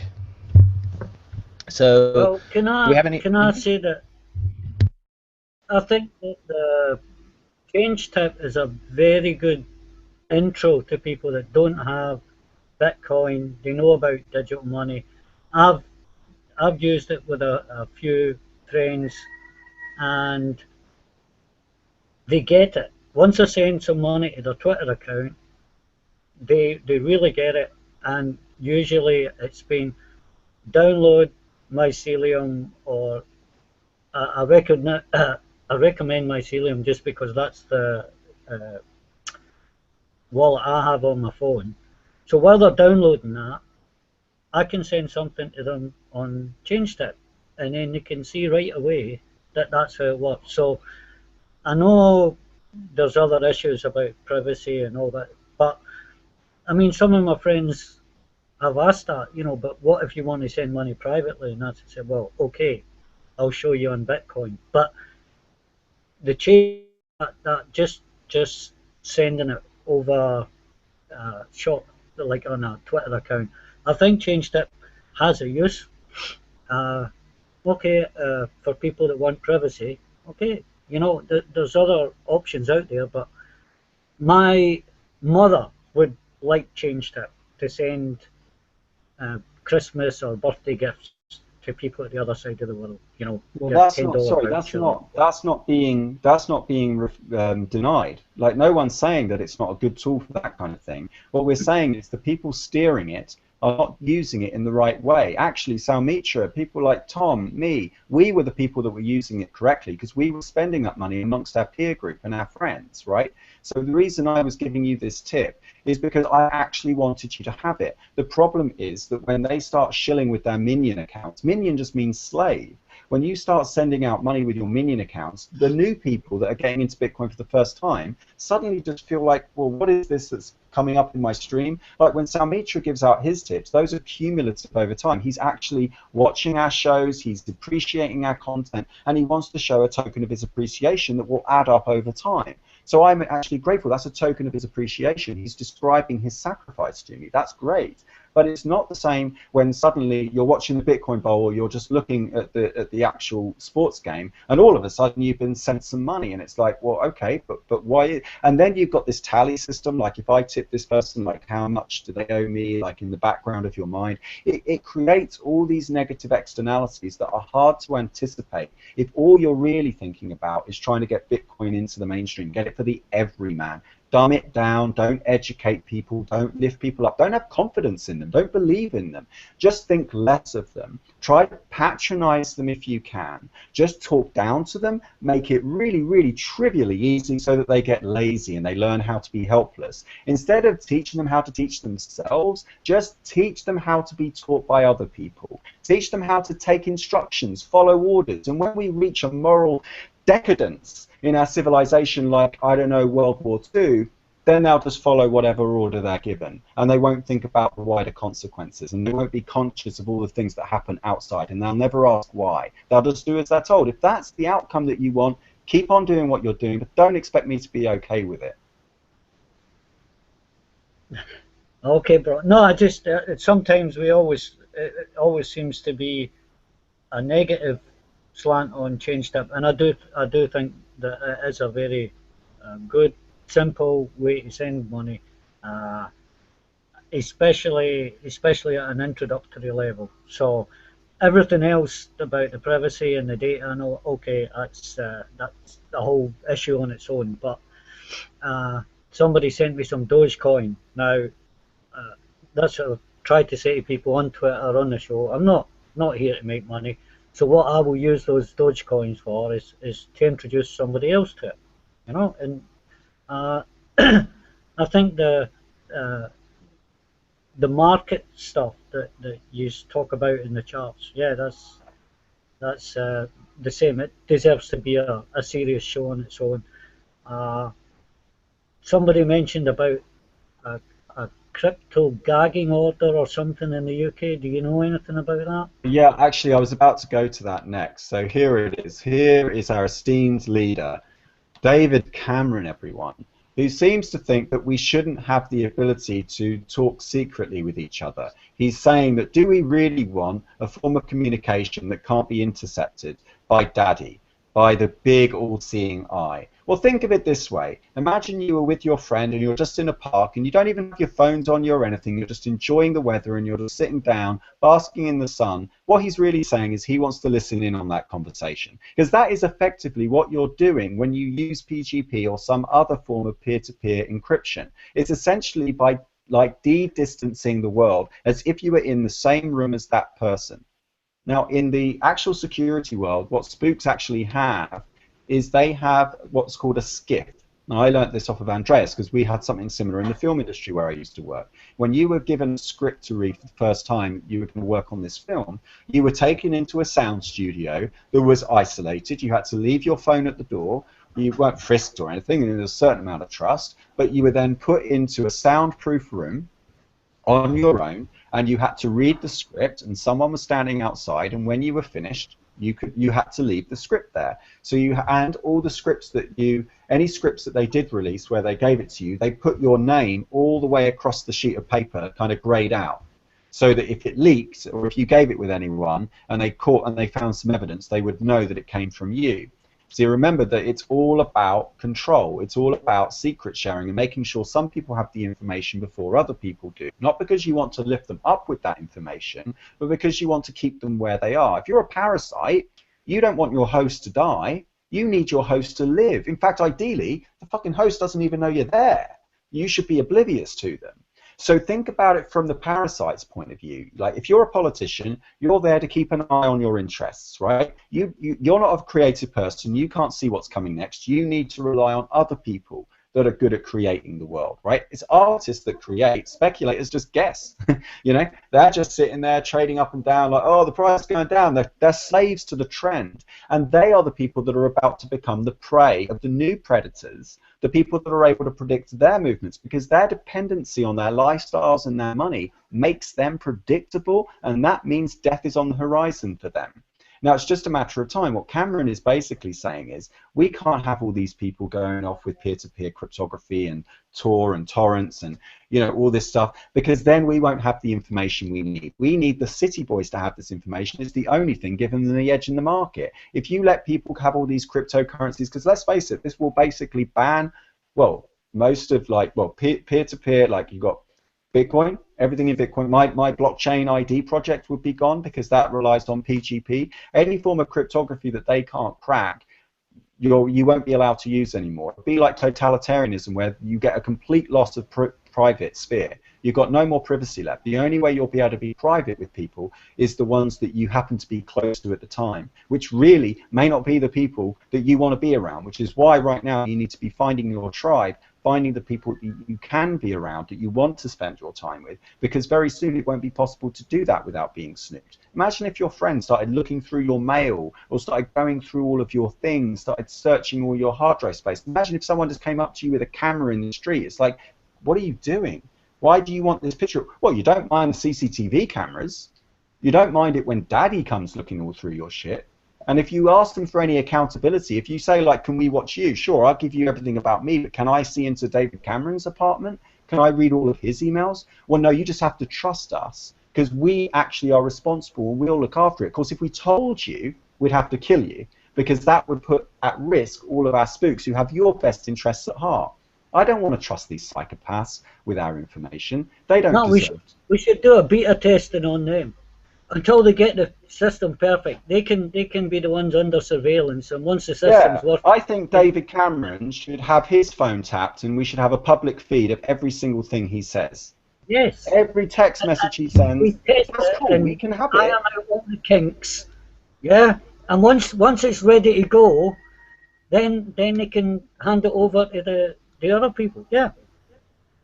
Yeah, exactly. Right. Guys, I've got to go. It's been great. Thank you so much for this. Thank you, Shem, or Russell, or whatever, however you're going by these days. No. First of all, wait. Before the final comment, we've got to wrap it up, guys. Thank you Yeah. very much. Today, we wanted to been get brilliant. together and talk about the shitstorm that's happening, and I think we've managed to tunnel through it.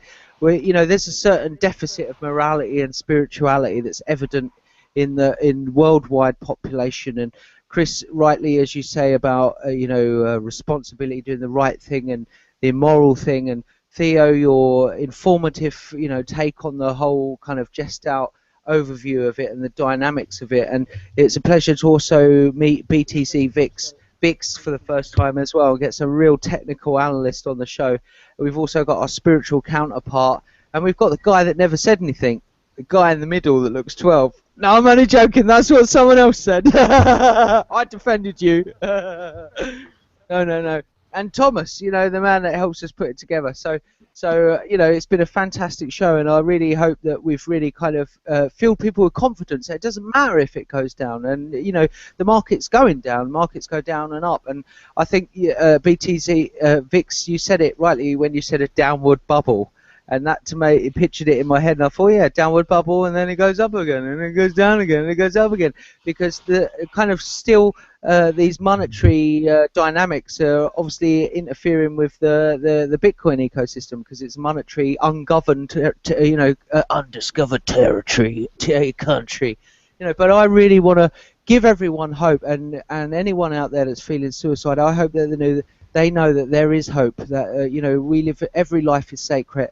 And love and friends and good company and peace and harmony is what we should be fighting for. Those are the attributes that matter. People are so asleep, and we've got to wake people up. And the old sustainable empires cannot sustain us for the future. And I'm a massive advocate for a future globally advanced, technologically advanced humanity. Ever since I was a child, I knew it was to be the way that we can't bail out and fucking let the world go to pot. That's too easy. We need to stand up as individuals and take responsibility for our own actions and our own beliefs, and we need to work together, and we need to help make the world a better place for each other, for our children, the children of tomorrow, and do what's right for humanity. And we can't put this pressure, this great burden upon us on any god or any other person to save us, aliens, because they ain't going to come and save us. We've got to save ourselves. And that's why we're here today, guys. All of us are here today to help facilitate that process. Innovation, there's a word for it. And thank you. I'm humble that you guys, you experts, are here today to give your comments. And there's the TeamSpeak link down there. We will get connected, and we want to connect. Only through networking can we help facilitate the transformation to a better tomorrow. And for me, and I know for some of you out there as well, that Bitcoin represents that. So I hope to send love and light to everyone, and have a fantastic night. There is hope. Bitcoin ain't dead. They ain't gonna kill it that easy, baby. Decentralization's here to stay. Bitcoin is one facet of a whole trend towards decentralization. Peer-to-peer energy, peer-to-peer money, peer-to-peer information. The list goes on and on. And as Marshall McLuhan said, the medium is in the message, and the message is looking pretty good from where I'm standing. So you guys have given me hope. It doesn't really matter about the price. The price goes down, the price goes up. I'm still here. I'm going to use that money.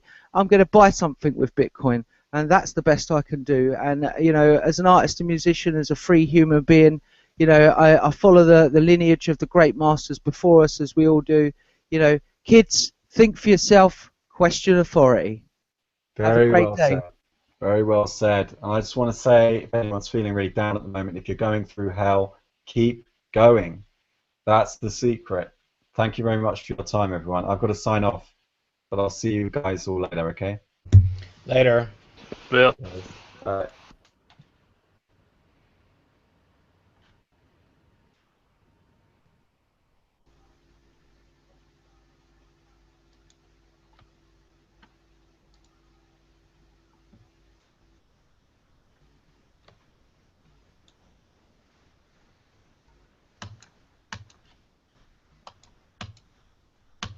Are we still live? I'm trying to push stop, but it's not working. Okay. Well, this is it. This, for me, then, I would say that rise and fall is the nature of all things. So why would Bitcoin be any different? I think it finally worked.